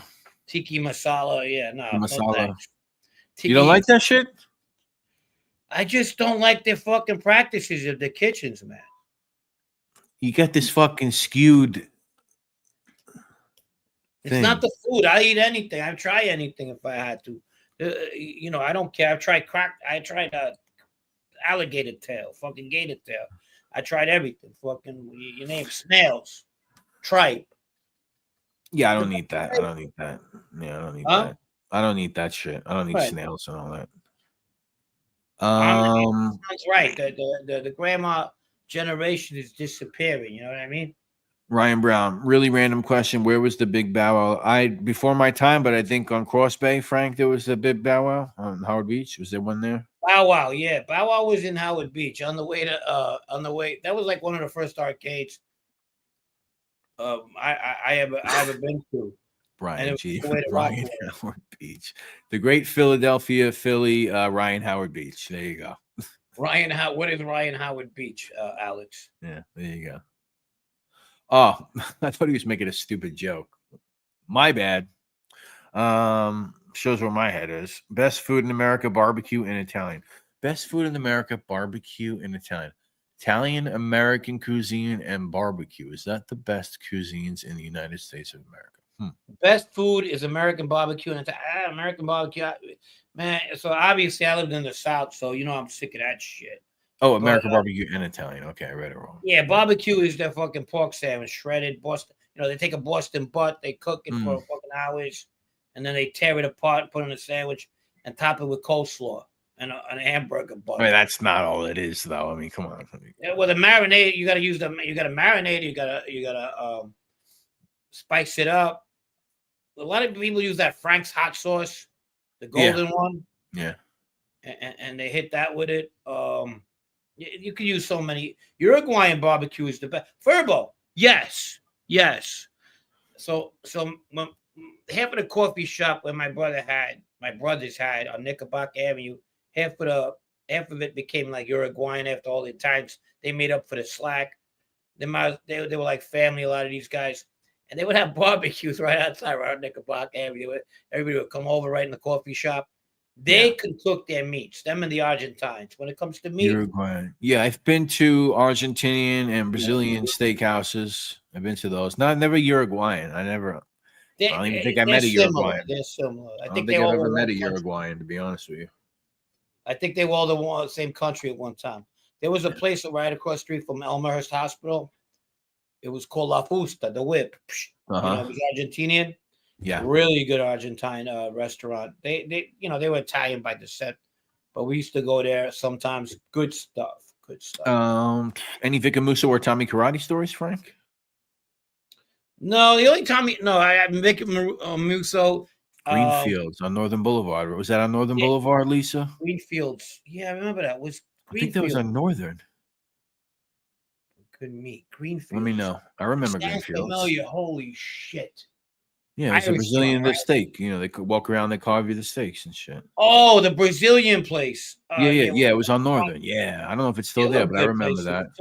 I go to the fancy one now, the chain, the Fogo de Chao. Anyone ever been to that one? It's like a chain across America. Look at you, Fogo de Chao. Fogo de Chao. There's one in Long Island I go to sometimes.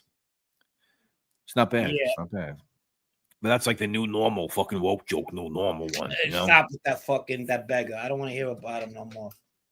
If I ever catch him, I'm gonna fucking bacala. Yeah, I know a bacala. I know what that is. I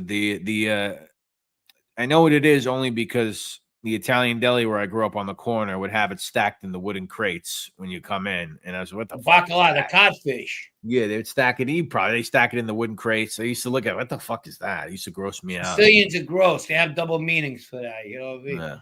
How can you eat something you fucking compare fucking something gross to? Yeah, I know a few bacalas. Bacala is cod. Yeah, that dried up fucking. Never liked it. El Guachito and Corona, really good Argentine. Oh, okay. Okay. El Guachito. It was a place like Casa Colombia. It was like a diner. It wasn't bad. But you know what I liked about it? They had this green sauce. It was like we Sicilians use something like la morgue, we call it. So it's basil, tomato, oil. You put it on steaks, on chicken, a little bit of water, and you mix it up. Some people even use vinegar. Okay. And they put it on steaks and chicken. But the Colombians had this green one that was really good. And they put it on their steaks. And oh, yeah, like a salsa verde. But there's another name for it. It's a salsa verde, but more, no, there's another name. Fuck. We used to muddle it as kids. And then my dad used to give it to my mom. Go muddle away. We used to muddle. And then she'd use it on the food. It was really good. Chimichurri. There you go. Thank you, Dan Tundis. Jesus Christ. Chimichurri. Thank you. Big on Master Grill. That was on College Point Boulevard. Yes. That was one of those. Yeah. That was another one of those Carvery, whatever places. Yes, I do remember that corruption throwback. Ryan Brown. Did Frank know Ronnie G? I know he mentioned on OC Shorts he knew his Uncle Vinny. Yeah, of course. Ronnie G. Yeah, I know Ronnie G really well. We used to go see him once a week. Joe Grimaldi had a better relationship with Ronnie than I did. That was the time where Vito Grimaldi, Joe's father, Vinny was Vito's captain. I talked about this already. They got into it. Check out the Vinny Asaro episode, guys. And that's right, we did a Vinny episode. And I do touch upon that. As far as the questions Big Arm's asking. Check out when I was with my uncle, we didn't have me and my brothers went directly to my uncle. There wasn't no over that. And when you're related to somebody, unless you're married and you're still an associate, you go talk to your family. You don't go talk to your family's captain. That's like disrespectful. And unless they wanted to talk to you, like if Tony Green wanted to come up to me, who was my cousin's captain at one time, and then my uncle's, but then my uncle got elevated to just because of a situation he had with Louis Restivo, who was his captain at one time. And let's say Louis, when he was my uncle's captain, wanted to talk to me about something, I would have to go to him, but my uncle would have to be there too. Does that make sense? Yeah. But when Frank. I was around Vito, we all we were around Vinny and Sarah. Did you know Hootie? No. Hootie's younger than me, a lot younger than me, but a lot of people knew Hootie too. But no, he was a lot younger than myself. Okay. Oh, you want to know about Vicar Musso? You said no though, right? You didn't know. No, Vicar Musso, I know jail stories. And I knew jail stories from Vicar Musso from like an unreliable source. This fucking guy, Bobby McNeese, I was in these witch sect. They had gotten in trouble together. They were both doing life, and they tried to sell fucking drugs in Iowa somewhere, and the kid ended up flipping on a Vic, and they were both in the penitentiary in Atlanta, and the kid then disclosed a big crime in Iowa himself, and they still, Iowa didn't want to free him. They want to get him out of his life sentence. He unearthed, get this now, 5 bodies. Yeah, I remember you telling us about that. Yeah. He unearthed picks up a charge in Iowa while he's in Atlanta, him and Vic Musso. They go over there, it's a small town. They were supposed to sell a whole bunch of heroin there, or it fell apart. Vic didn't care. He's doing life anyway, right? So they go there. When they get there to that small town where his kid's from, where the deals with his brother gets fucking arrested, this kid's brother, they go there in Iowa. And the whole fucking town's like, we got this big mob boss coming in. There's cameras there, everything. And the place was so small that they actually had access to talking to the women in the women's part of the prison. That's how small this place was. Really? Wow. Yeah. So they can't touch each other, but they could talk to each other. You understand? Mm-hmm. So the kid Bobby meets this girl, and this girl goes, you have mob friends because this is on the news. And he goes, yeah, I got mob friends. Of course. Can't you tell? She goes, well, me and my boyfriend did something a while back, and they think they know where the spot is where we buried it. It was a drug deal. They owed money, and they killed the kids and the parents. Her mother, her and her boyfriend. And this guy was one of the first federal guys to be put to sleep about 2 years ago. Jeez.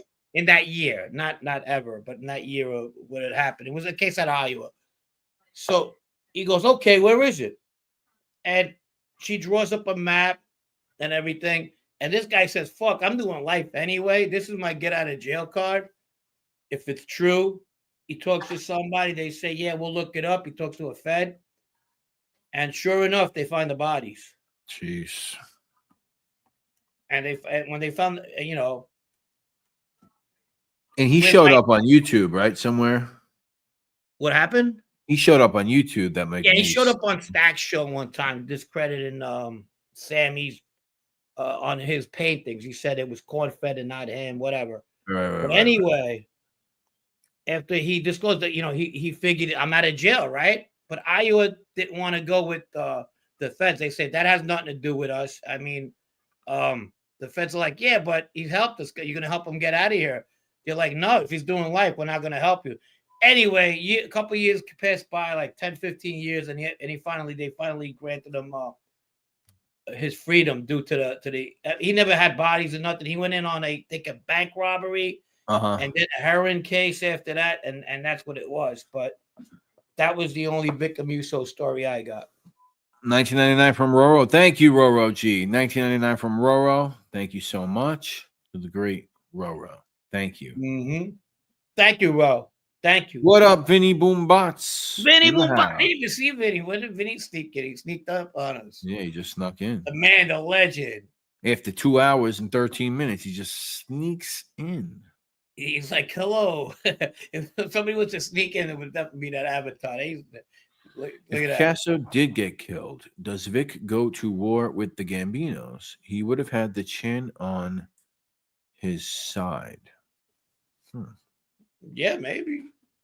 Does Vic They go didn't to like war with each the other. There was Gambinos? no love lost there. If Casso did get killed, does Vic go? What do you mean? Does Vic do? I mean, what they killed Bobby Borriello, Frankie DeChico. Yeah, they were already in a war. If they Who killed else did they Castro, kill? They killed Bobby Borriello, Frank. I'm missing somebody. Didn't they kill somebody else? Lino. Eddie Lino. I mean, how many Eddie. more guys can you kill? I mean, I don't know. Big guys too. These aren't no candy store gangsters here. What was that guy? Remember that Greg Scarpa clip in the news? And they had the Colombo guy in the shadows with and they're asking him, were you scared of him? He's like, I'll be scared even when he's dead. He's in the shadows talking. You don't know who he is. And he goes, these ain't no candy store gangsters here. Whatever the fuck. I don't remember that. If anybody remembers that, some shit like that. Man. $5 for Spartan Creed. Thank you, Spartan Creed. Appreciate you. Thank you so much. Thank you. Now 150 in the chat. Hey, that's good. Yep. That's good. We're back to over. True, but it wasn't in the like a Colombo War type open. I guess not. I mean, I don't know. I mean, is that what you? I mean, what do you mean? But it wasn't in the open. What do you mean? It wasn't like a known thing that they were in war. Is that what you're saying? Kind of. I mean, pretty high profile hits. I mean, you blow up a fucking car on 86th Street. I mean, that's pretty nuts. Yeah, huh? That was crazy. And you kill Borriello on his front lawn. And then Eddie Lino, I guess that was kind of low key. They pulled him over, they whacked him. You know, that's kind of classic. That's low key. That's a classic hit job, right? With the other two, yeah, you mark the guy right on his front lawn. I mean, that's kind of whack. I got a question for you guys.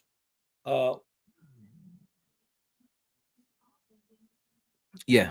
Ryan Brown goes, Vinny Shower sounded like an Italian that video when he got acquitted, when he's like, don't check the trunk, we're gonna body it or something. Yeah, that's one of his rare moments. He's very loud and very easily to get angered. He gets angry very easily. I have a question. I mean, what movie would you like to see about a certain individual story in the 90s? If you had to see like a movie or a series, who would you guys like to see? Good night, Chris. Based on stuff from the 90s? Good night, Chris. 90s stuff? Huh? 90s stuff. Yeah, a crew, a family. If there was a movie to be made, mob movie to be made, like Goodfellas was based on Lufthansa and that crew, that Vario crew. You're talking about 90s history or general crew? General crew. Let's go. Let's go anybody you want. Okay. We've seen a lot of the old stuff, the old Luciano stuff. Shout out to Matt. He sent $50 cash app. He says, "You guys suck." Thank you, Matt. Appreciate my man. Thank you, Matt. Thank you. Shout out to Matt. Thank you, Matt. The legend. Thank you, my friend. What movie would you like? I mean, I think a movie on. You're right. Let's go in general. In general, well, everybody knows. I would go a fucking Carmine Galante movie. What the fuck? I mean, interesting. Like a biopic, yeah. Yes. I think I mean, yeah, obviously there's a crew, but it would be so focused on him. Yeah, but of course. But from his young age, this guy his life was crime. Yeah. You know. There's three. I think there's a good 2 or 3 movies that should. I think that the Philly stuff or the whole Scarfo stuff, I think they should make a movie about that. That's for one. Whether you want to base it on Leonetti's book, whatever, I don't care. You can do that. Obviously, a DeMeo crew movie needs to be done the right way. Right. You know, I'm a little pissed actually. They're making a Westie show, right? And TJ English has nothing to do with it. They cut him out of the whole fucking thing. I mean, the guy wrote the book. The guy made the fucking thing what it is. I mean, he made that story in popular culture what it is. So they cut him out of it, and apparently they're going to be changing names. They're filming it in Canada. So they're going to Hollywoodify it, and they're going to fuck it up. And I saw TJ English put a post up. His post was news about the Westies thing, and he wrote, "I believe in karma." Like, he's mad pissed about that shit, you know. But rightly so. You know what? Work with the fucking guy. Why is everything got to be fucking fake for? Why does everything have to be fake? I don't. This is what I don't understand. Yeah, they're killing these stories. If they, I hope that this one they're making on Nikki Scott, not on Nikki, Greg Scarpa, is pretty good, because we're due for a good mob film, a good bio, and I hope this one, even though the story is always the story itself about the Mississippi burning and his role is it's only about that. Yeah, but it's still not solid. It's been told, but who knows if it's true. I always wondered that too. Like, who knows? You know, that's the only. I wondered thing. about that too. That's the only thing. I hope it is. I something inside of me tells me it is. So I want to feel good about it. I want to feel good that a mob guy did a good thing for the world. Yeah. Galante movie's good. You said DeMeo. I mean, obviously that's good. Yeah. I mean, it's far fetched. It could actually, I don't know. A Common Galante film is. It could be good. You know, this guy, you learn to, you kind of like cheer at the end when he gets killed, you know. But at the same time, he had a family. He was a family man. A movie about the chin would be really good. Yeah, I could see them turning that into a fucking clown show. They'll mess that up too.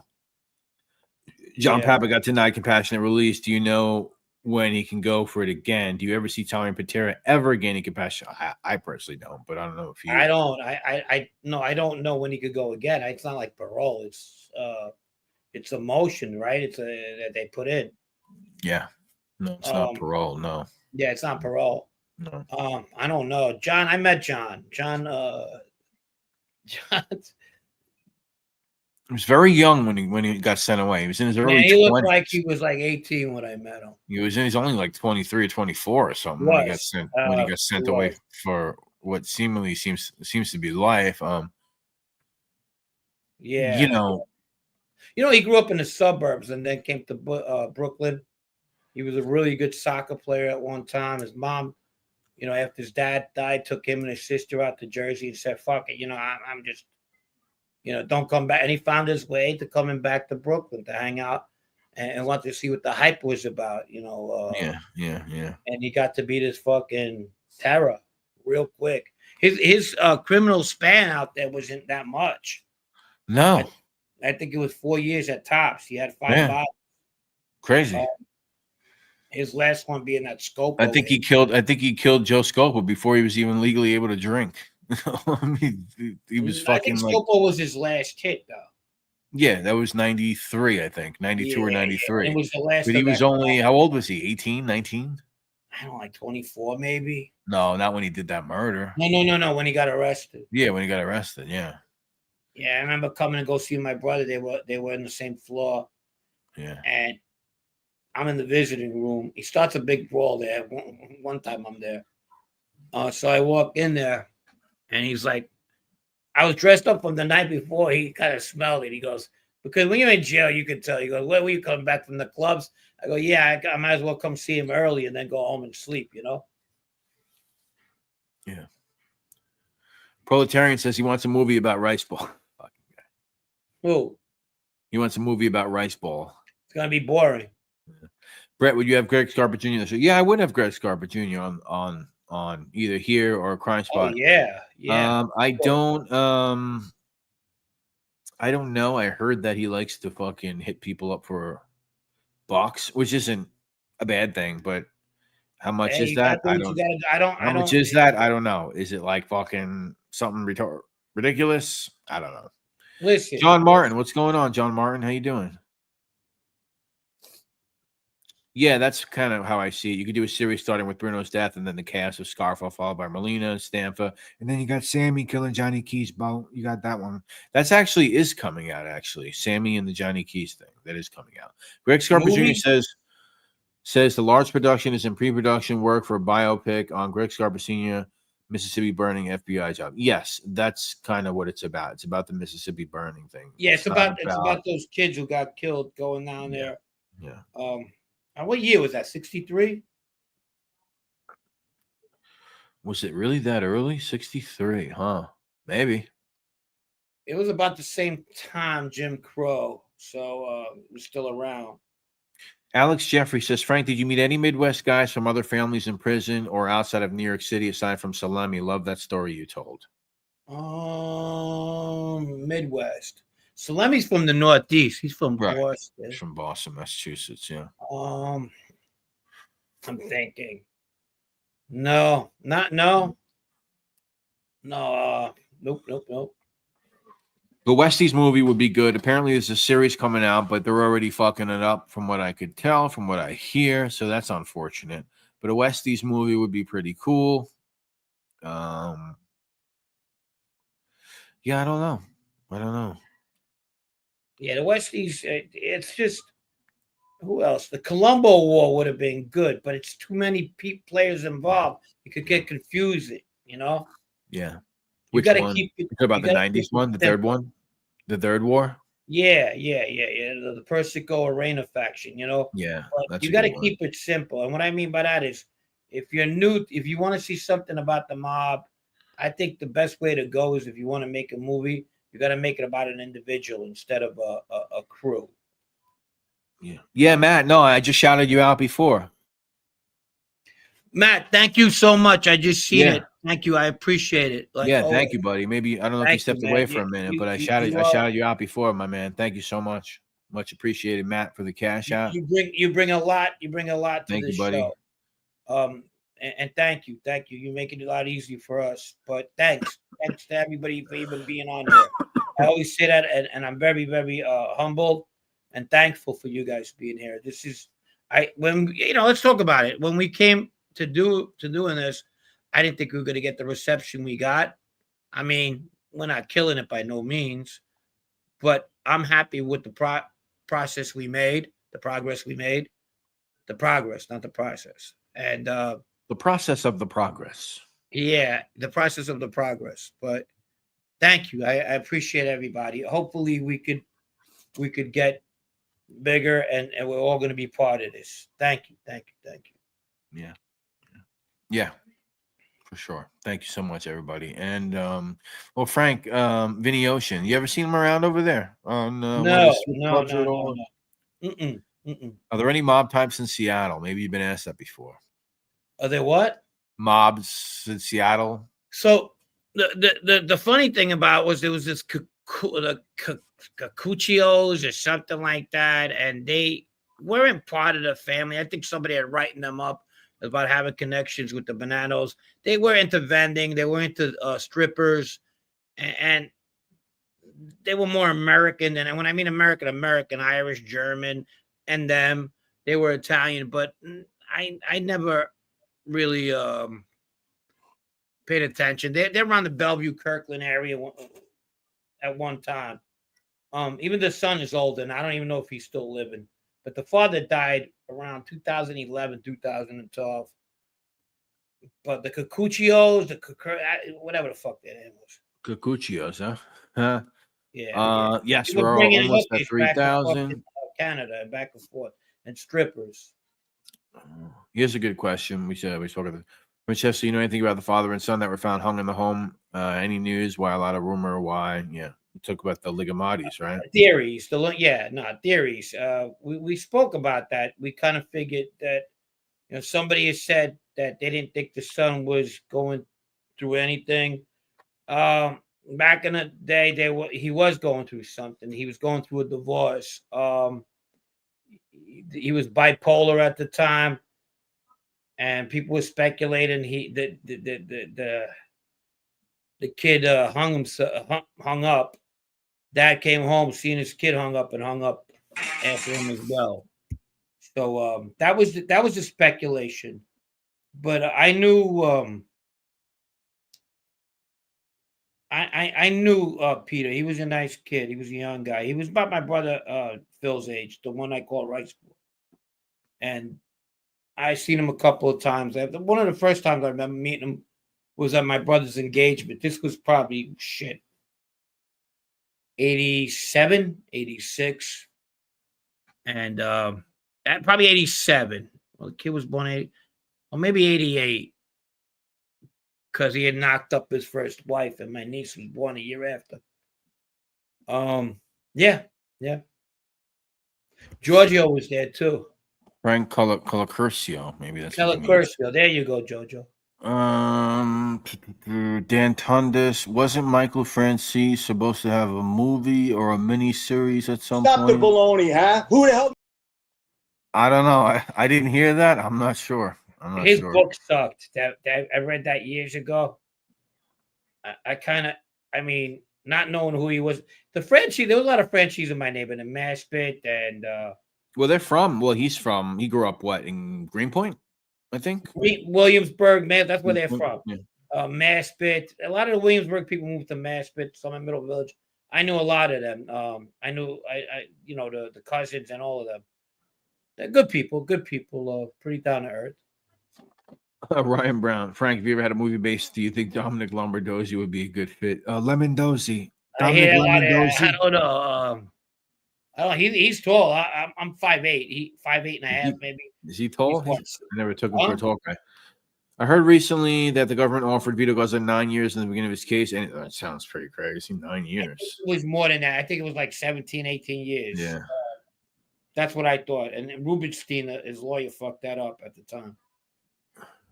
Which Rubenstein was that? The lawyer. What's his first name? I don't remember. Frank, what was your main racket? Thank you, Joey B. Fucking up. I don't know. Shit. I do anything that I was into. I was definitely not a money maker.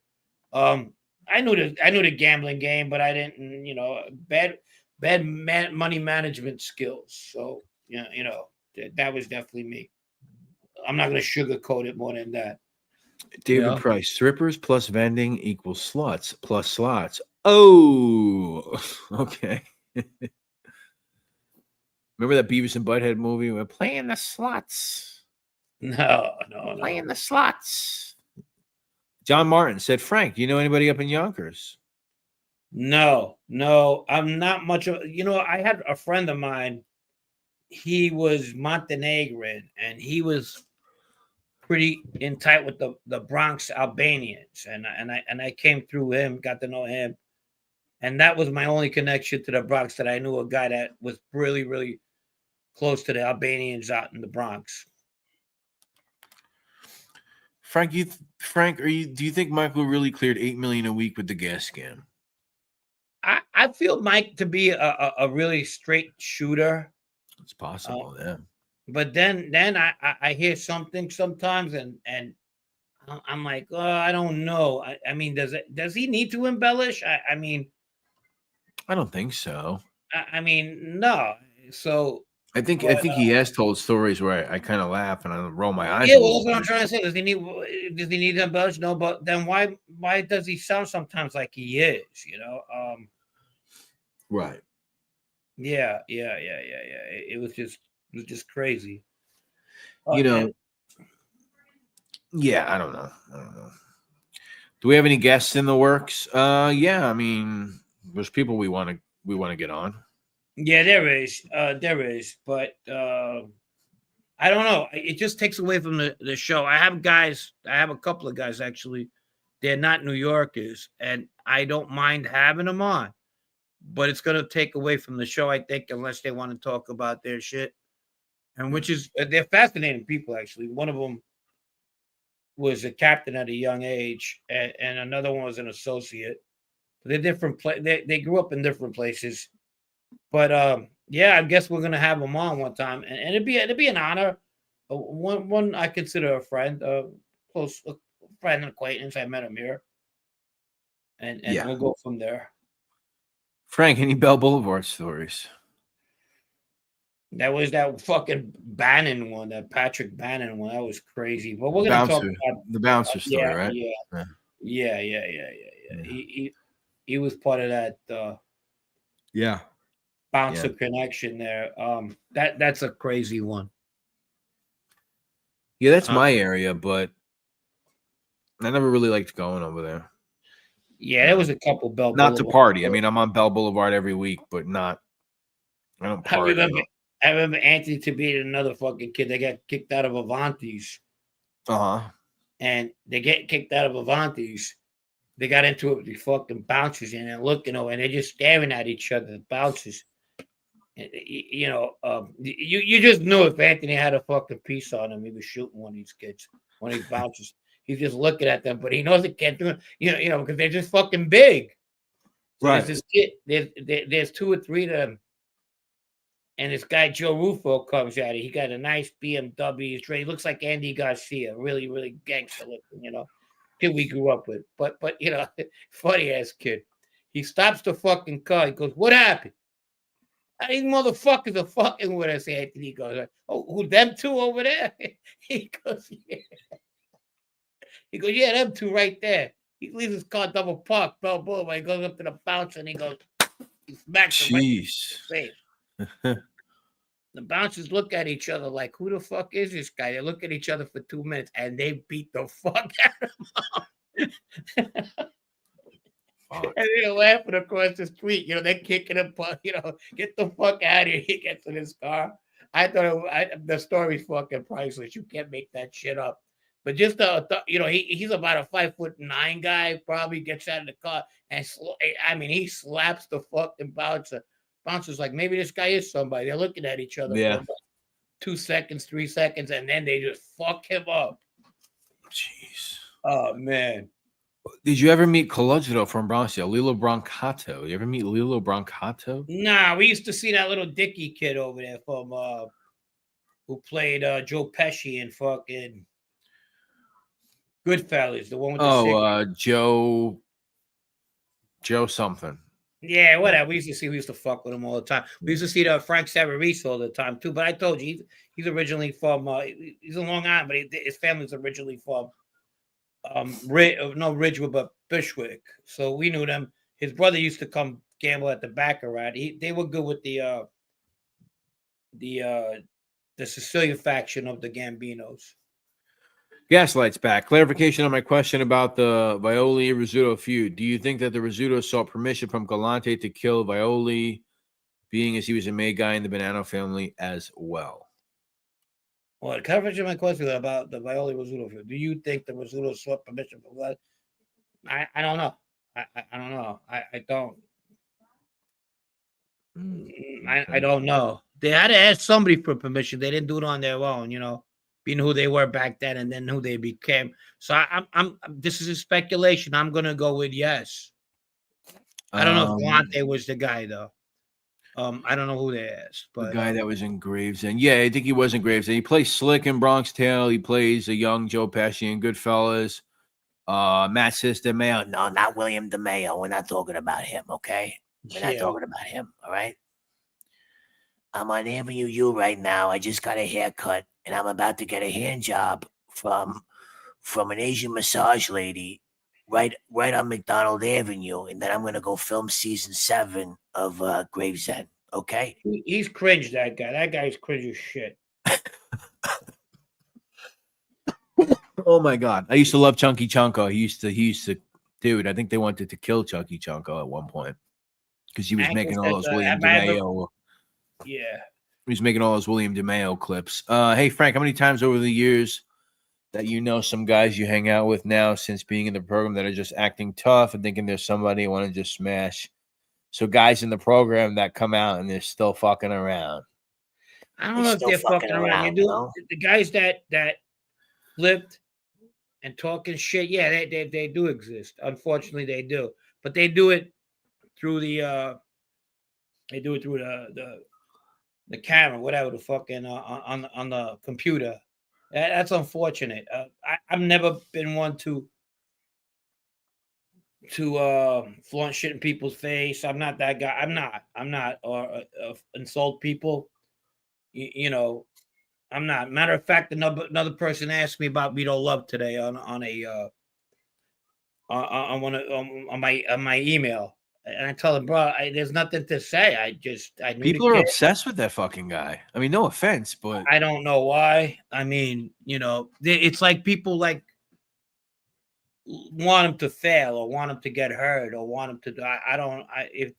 And these people are still out there. It's not like right. I don't know. Who was the club king Peter Gation was associated with? Who was the Peter the Gation club? was so Michael No, he Allen. was the limelight. Peter Gation. I remember when they arrested 80 of these freaks and they all sent them out the fucking MDC.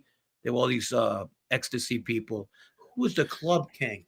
You talking about the club kids of Spartan, like Michael Alleg and all those dudes? I don't think it. No. 'Cause they were in the limelight. They were with Peter They Gation. were there too. I think that was a case before them. That was a murder case.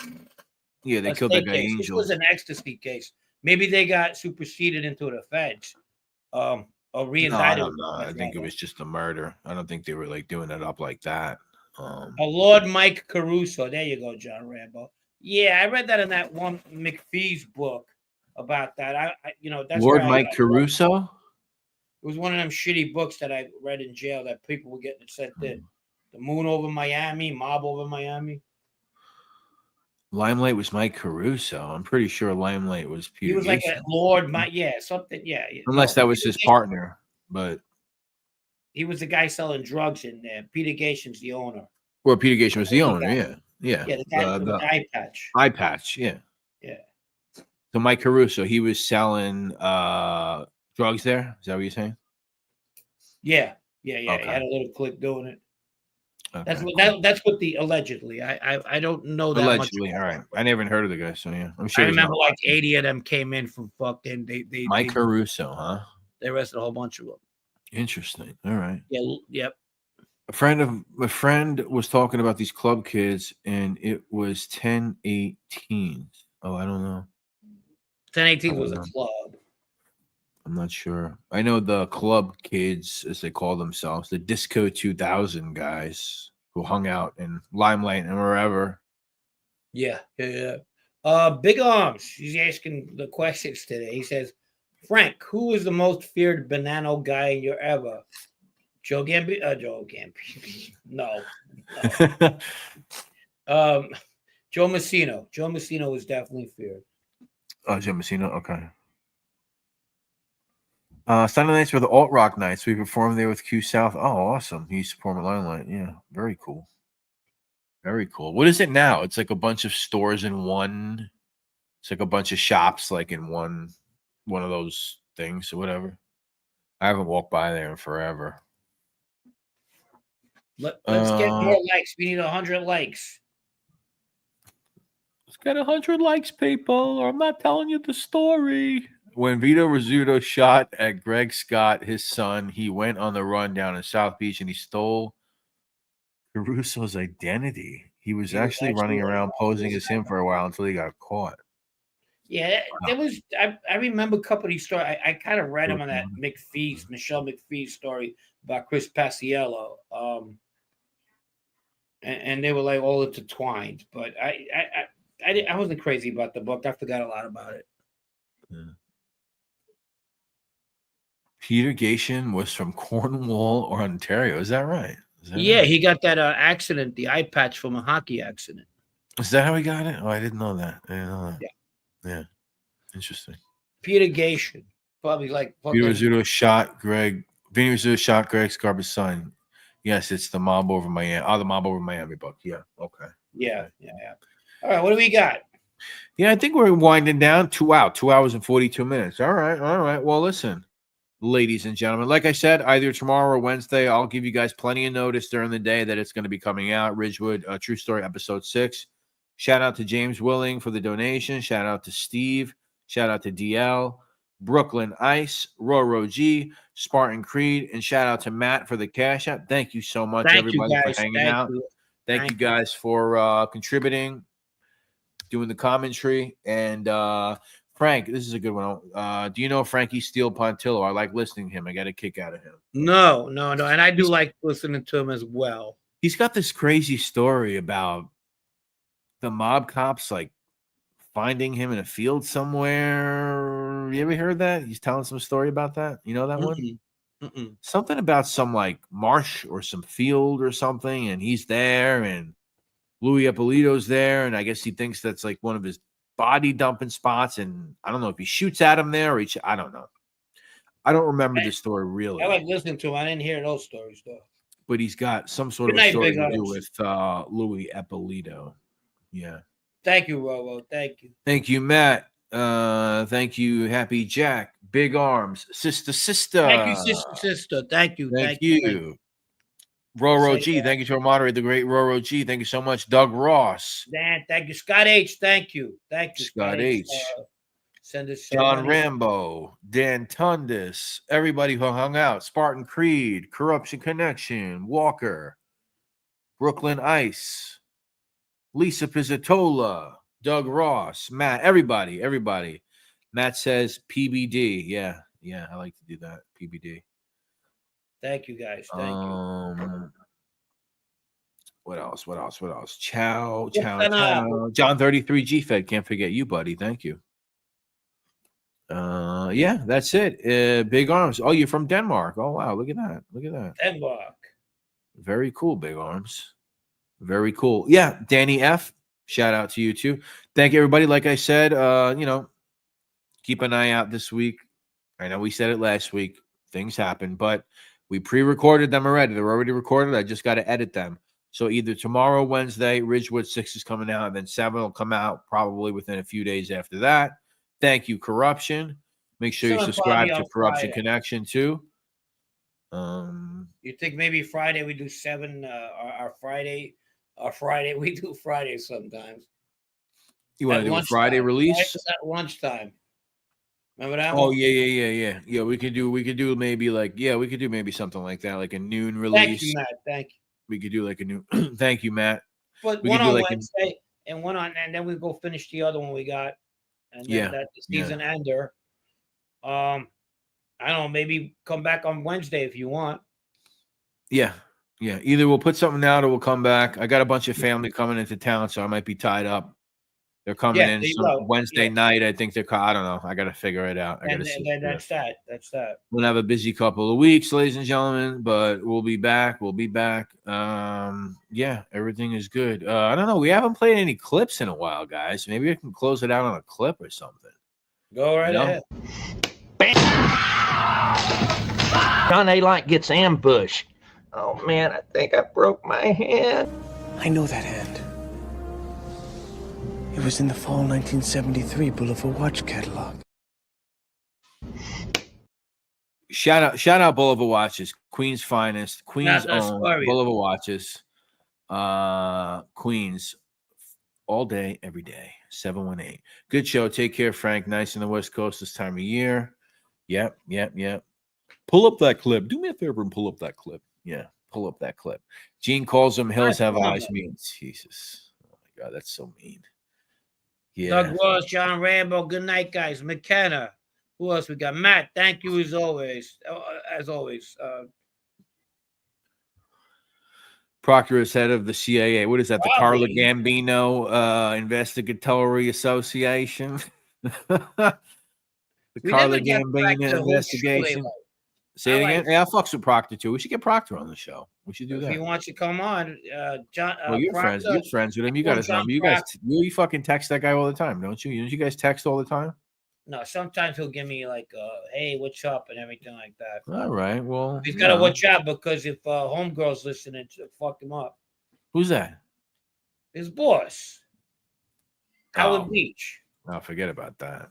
Yeah, I would let him come on, man. I don't care. There's questions I actually would like to ask him. He's got to ask for permission. I like his show, but I can't get to see him unless I go. There's questions I would like to ask him some questions. Yeah. Go figure. Because he does get a lot of hate. I understand. I don't hate. I like James. No, but people hate it, because he's from wherever he's from. He talks however he talks, this and that. So people don't, I get it. John Proctor was a character in The Crucible. He needs to reach out first and get the yeah. He needs to reach out first. Tell him he can come to me. Yeah. Proctor was part of Doge. Really? Is Maybe that he'll right? come to his sentence. Really? Sentence. The I'm losing. I Department need to go to bed. Department of Government Affairs say. Ask him where my keys are. I don't know. Oh, wow. That's the wrong one. Dude, I have so much garbage fucking filling my screen up over here. Throw away the Game's keys. okay. Throw away the keys. There you go. All right, I think it's time. Proctor, aka Horsecock. Horsecock. What the fuck? That took a left turn. Horsecock. Holy shit! Is that right? All right. Well, good for him. Yeah. Well, I wouldn't He's know. to break free, like Freddie Mercury once said. I want to break free. Maybe that's what he'll do. All right. Listen, IH Farmer, peace, man. IH Farmer, man. I haven't seen you in forever, dude. Yeah, I know. I was here in a minute. You changed. What is that? I What happened to the fucking? What happened to the tractor? It's always about horses with these fucking leak collect guys. Either they're fucking or That is true. Well, that's Danny Trio. Couldn't fuck a dead horse. Fuck. Not only can I not, I don't want to. On that note, have a good night, everybody. Thank you once again to the great Roro G. Everybody have a good night. We'll see you sometime this week.